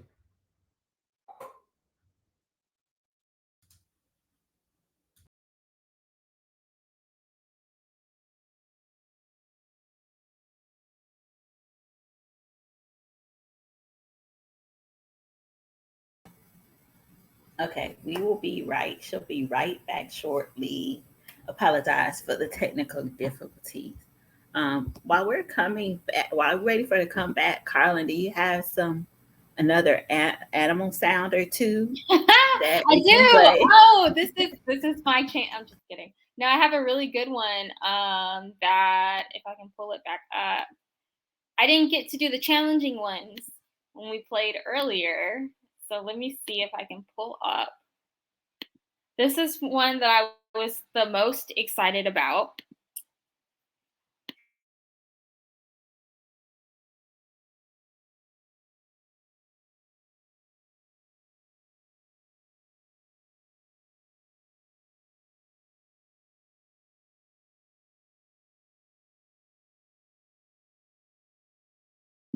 I had to mute as the ads were playing, but let's see.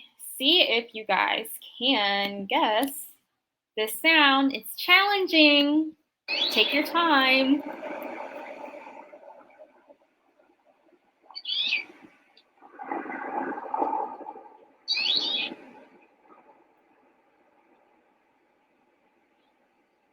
Is that another bird? Nope. This is not an animal. It is a natural phenomenon, I guess you could say.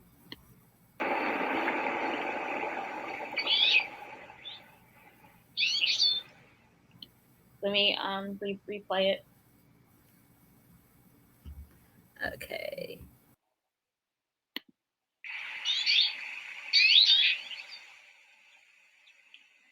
Okay, just tell us, Carlin, because I'm all confused. Okay, so this is the sound of an avalanche. What? Isn't that snow? Why is it It is snow. Okay, but it feels like it should be a louder sound, like the world is crashing. That's all calm. I think that's a great comment. I also think that in the interest of safety, that's probably why we don't get like the big, I imagine it, as you just described it, is how it sounds, but they can't get that close. I would assume that they can't get that close to it. So it's a mini avalanche for safety of the recording, because if they did the catastrophic one, they would be in danger. if I could pull up my screen to show you what it looks like, it's a pretty big rock formation that this avalanche is coming off of. So yeah. We'll trust your word. I think I'm just dramatic, so let Chandra get back to her presentation. Thank you. I'm sorry. It dropped me out because I had already tried to connect before, so it dropped me out. So I have my screen connected. It's sharing. There we go. Perfect. Okay, so let me do it had already started, so.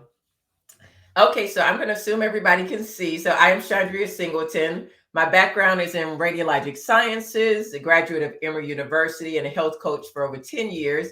And this is my partner. She is a registered nurse, and she has been a chef. So, Chandria, we can see it, but it's not in presentation mode, so we can see the slides clear. Okay, that is.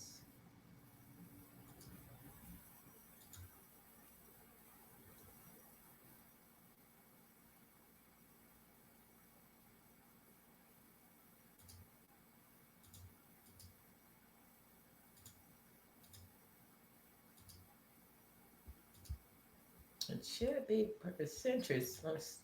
How is that?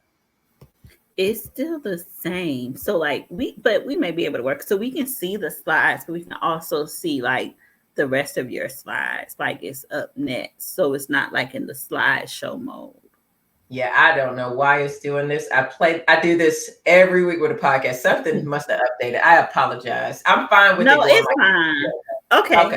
Well, then next time. Okay. So we're unhealthy because what we've seen in schools is that 1 in 5 children is obese. And this is a study that was done. So this is not, my data. This is actually a study that was done, and we see it. And what we want to do is to help them when they're younger and younger to see a way that they can get healthier, because our children are harmed more by a poor diet than exposure to drugs, alcohol, and tobacco, and that's combined. So what we've been able to do is show that the quality of food is decreasing. And a lot of things have preservatives in them, GMOs, artificial colors. I don't know about you, but some of the schools in my area have taken out vending machines. They've taken out sugar out of the school, and they've seen the children perform better. But doing more is important. Eating more fruits and vegetables, but when our food has less nutrition in it because what we buy is picked too soon, that is a problem. And that's where we come in and help schools and help children start young. Most children for breakfast eat cereals, fruity drinks, and things like that. Again, all these artificial sugars and plants. The fact is that fewer than 1 in 10 children and adults eat the recommended amounts of fruits and vegetables. And that's where we come in. We have a program that helps you to eat more fruits and vegetables, starting by growing your own food and teaching them. So I want to play this video.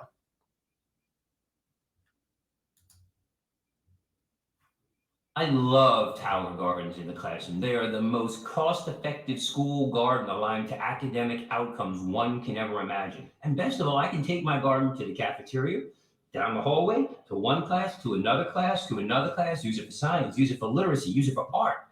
Tower gardens are about so much more than growing healthy outcomes and growing healthy fruits and vegetables.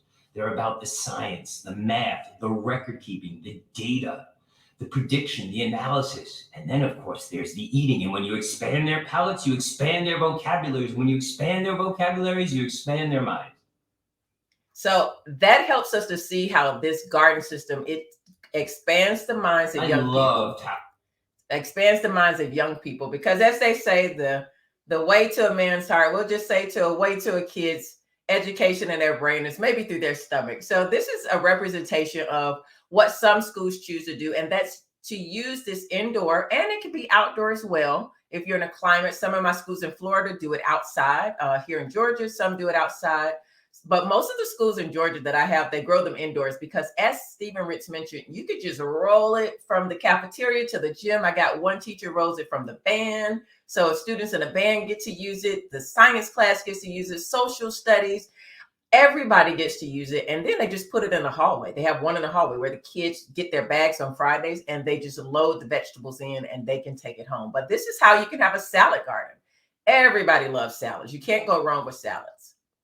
Now, how we use them in classrooms around the world. Number one, STEM curriculum. Yes, there's a curriculum that goes. We show children how to not only just grow and eat, but how to put the seeds in. So they're using mathematics, they're using science, arts, education. Even homeschools love these gardens. And with the lights, you can do them inside. And again, grants are out there, and we have several grants that we use to help students and schools to be able to afford this in a classroom. So the watering system is amazing. It's not like hydroponics, but it's aeroponics. So the roots get to sit kind of in the side of it, and they get circulation of air.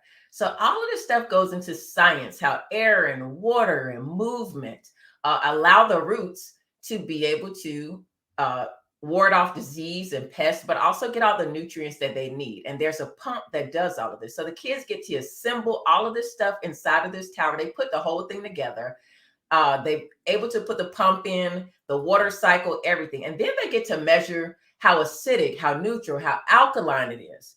So they talk about the pH. They get to look at the root system as disease comes up, because we all know as we garden, nobody's a perfect gardener. You have trial and error. You're learning as you're going. You're having fun. Some plants grow, some don't. Some seeds take, some don't. So they get to kind of do like, hey, and then they get to pollinate if they choose to grow indoors. So you get kids learning how bees actually pollinate, how ants take the pollen when they run through a flower and they go to the next one, how all of this comes together. This is science. This is math. This is technology. This is engineering all put together in a gardening system. So we use it soil free. That's another plus. No dirt in the classrooms, nothing to clean up. You can't spill over and knock it over. The most that might spill is some water, but it's pretty tight and heavy. It's not going to fall over. But you put it in rock wool, cover it over, cover the seeds over, and this thing starts growing in like 2 days. You already have plants. They get to see the root system. And what some classrooms do is they take the root system in the aeroponic garden versus the hydroponic that they have from another classroom, and they look at the root systems to see which one did the best. So these are like, they do competitions in the classroom with, we're growing hydroponic, we're growing aeroponic, we're growing in the soil. How is the plant thriving in each climate, each individual system? So many ways you can use the gardening. One of our recent schools sent us this. She just was awarded 3 grants, and she got 3 towers, and they're in the school. And this is one, and it's doing really, really well. It's a middle school. So it's not just elementary schools. We've got middle schools, high schools. I've got restaurants. Everybody loves these things, because then afterwards they can feed the kids healthy salads, and the kids love them. You'll be surprised. They would trade them in for even, those flaming hot chips. But just to give you an overview of how the process works, this is literally, you're eating off of it in 3 to 4 weeks. So the kids don't have to wait and then lose focus like, oh, we did plant those a while ago. You're seeing results and the ability to get in there and start teaching a curriculum in 3 to 4 weeks. So that's just amazing. Here's one of my STEM teachers. I'm going to briefly show this because I went over time. So I'm going to briefly show this. Welcome to my deck. And I'm going to give you a quick tour of the tower garden. I know you hear those birds in the background. I just got back from a birding STEM course to learn all about birds and learn about their calls and their behaviors, their beaks, and all that types of stuff. So very, very curious about learning more now that I'm home. But Sean asked me if I could share my tower garden with you. So here we go. So this is my tower garden. I'm actually going to be going out of town, leaving late tonight. So I probably won't have time to meet with y'all this evening because I need to be asleep. But this is it. And I have some friends that are going to come over and maintain and harvest items for me. But I have some bib lettuce. I have some beautiful celery here. I have a bell pepper plant right here.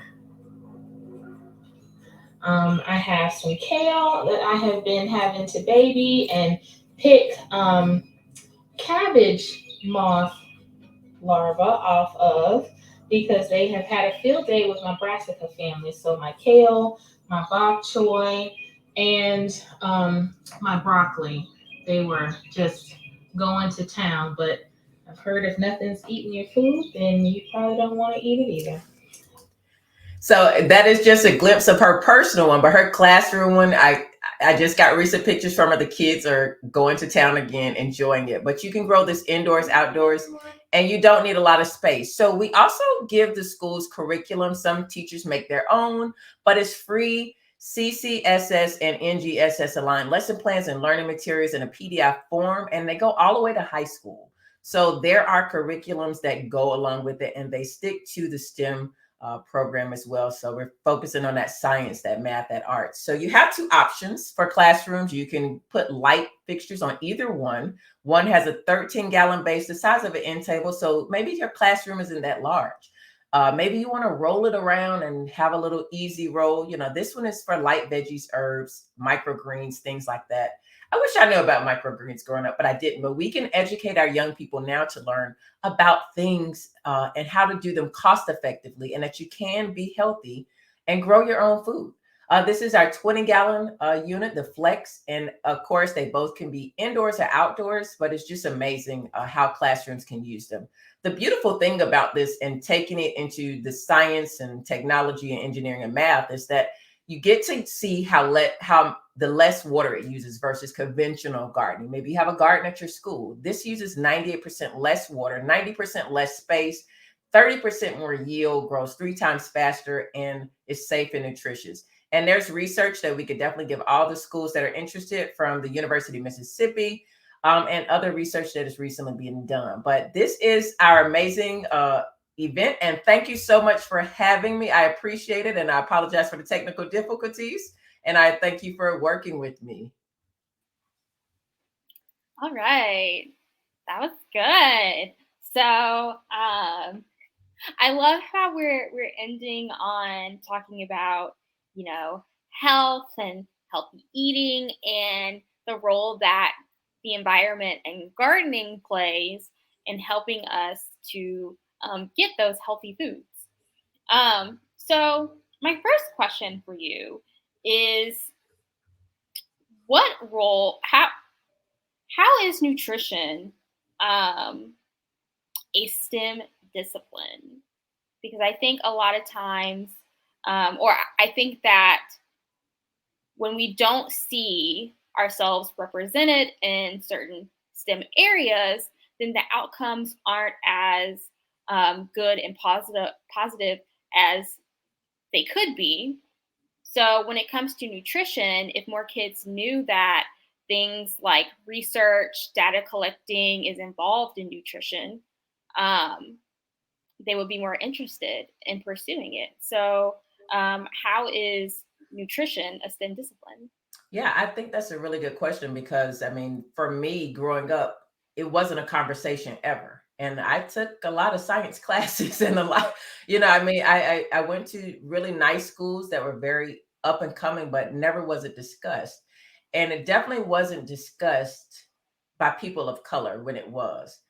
So for me growing up, I didn't want to just eat salad. So when it comes to this science part of it, helping individuals to grow their own food. For me, I don't particularly want to eat salads all day. My culture is I like macaroni and cheese. I like, heavy food. So how would I fit into the eating healthy part when it comes to the science? So the data shows that people usually eat what they grow up around. So for me, I teach people and my partner, not just me, my partner, Charlene Woodruff, we have learned that culturally in our community, showing people how to make overnight oats and salads is not going to work. And that data we've collected over the last 3 years. And so we have shown that the part about growing your own food, learning that it's not difficult, that you have to actually know how to mix the soil. And if you choose to use soil, know how to get a little plot of land, and how to count the seeds and how to separate, different things, how different things grow next to other things, and how important it is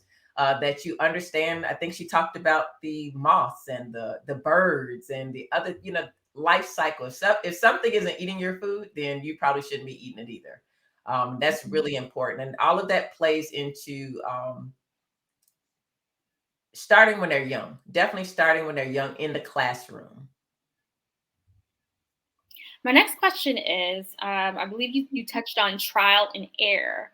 I'm sure if a young person is interested in partaking in urban gardening and starting their own gardening, creating vegetables, are they going to get it the first time around? And how do they work through that process of bouncing back from, oh, this experiment didn't work this time, but I have to try it again? Yeah, and that's what they do in the classrooms. We've seen children, they'll grow something and maybe this child's a lettuce grew and this one's didn't.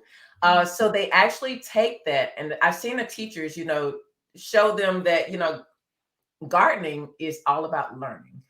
Because that seed may have been, and so what they do is also buy from different seed companies. So then you get to learn your quality of seed is important as well. So the kids actually get to see that you just don't go to the store and buy your food. This is a process, how you nurture that seed and what kind of nutrients you put in it. If you don't ever feed the plant, if you don't give it enough light, if you don't give it enough air circulation, some plants need a little more air circulation or warmth. And just to have fun with it, and realize that, this is part of the life cycle. Sometimes things will grow. What they also will have to is show kids that it's growing beautifully, that all of a sudden it just turns, it turns yellow and the plant just dies. And it's for what reason? So then they do an investigation to kind of see, where did we go wrong? They could track their steps through the data that they've been collecting every day, through their pictures they've been taking every day, to look back and see, when did the change occur? Did we feed it at a different time? Did we not feed it? Or did something get in? And they start looking at the data. Wonderful. So, my last question for you is, you mentioned at the very beginning that you love science, that you've had various roles at, institutions of higher learning in Atlanta. So, what advice would you give to youth who are interested in pursuing what we would consider environmental science careers, or that using that research to do something more entrepreneurial? What advice would you give to them in leveraging the STEM aspect with their passions and interests? Oh, that's a great question. I am a very entrepreneur-minded person, always have been, and that's not for everybody, but I tell people to explore. Explore. Science can take you so many, all of the STEM can take you so many ways, but science definitely can. I would have never thought that my radiology experience would take me into research. It was never on my radar. And it's actually one of my most favorite parts of the science and medical field, because I get to see, when you watch certain things be put into place. Yeah, you have a guideline that you have to go by and research. Like, we can't change that guideline. We have to scan everybody the same way, same time, same day.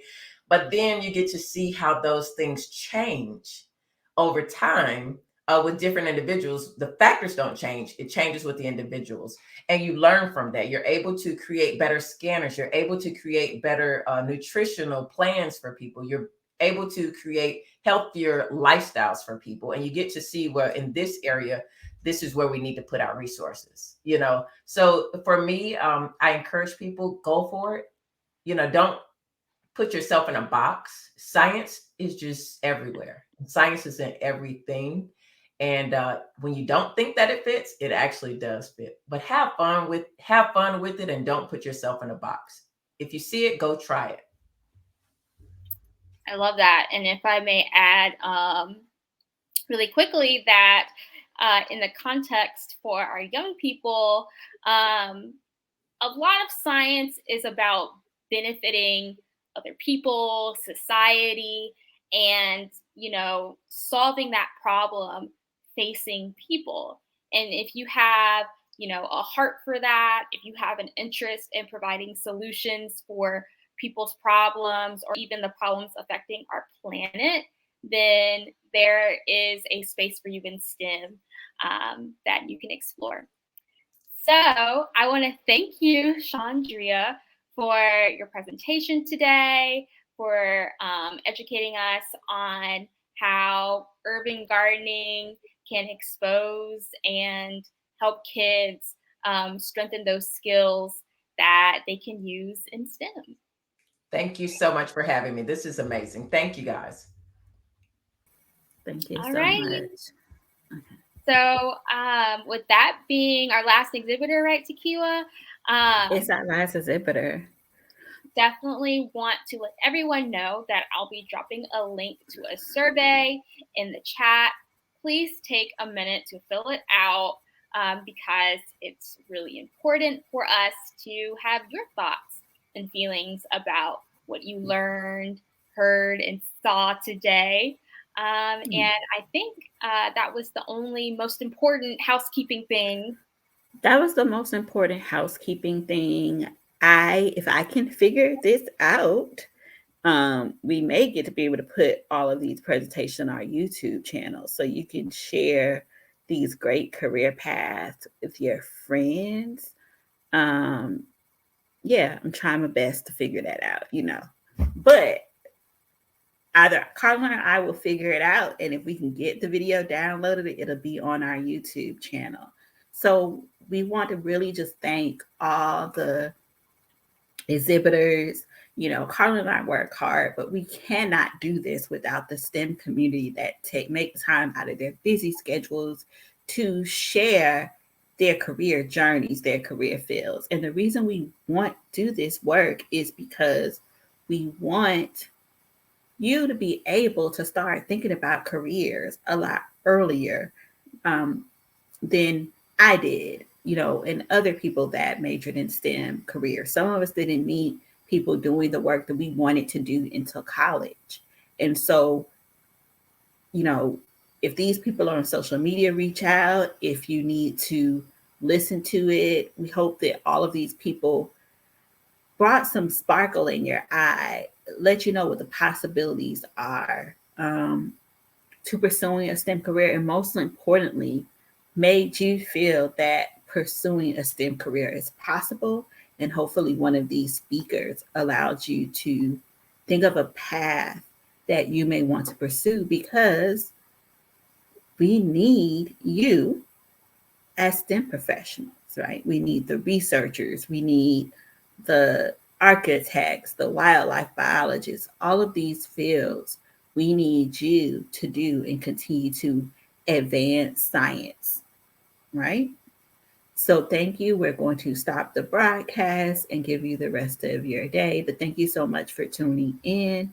And we will see you at the next event. And Carlin, can you put on the chat how people can follow us on social media to stay abreast of our activities and what's going on? Because we're winding down for this program year, but we do have a few more activities in the month of April and May. Sorry, I'm getting a little tired. But thank you for tuning in and have a great rest of your day.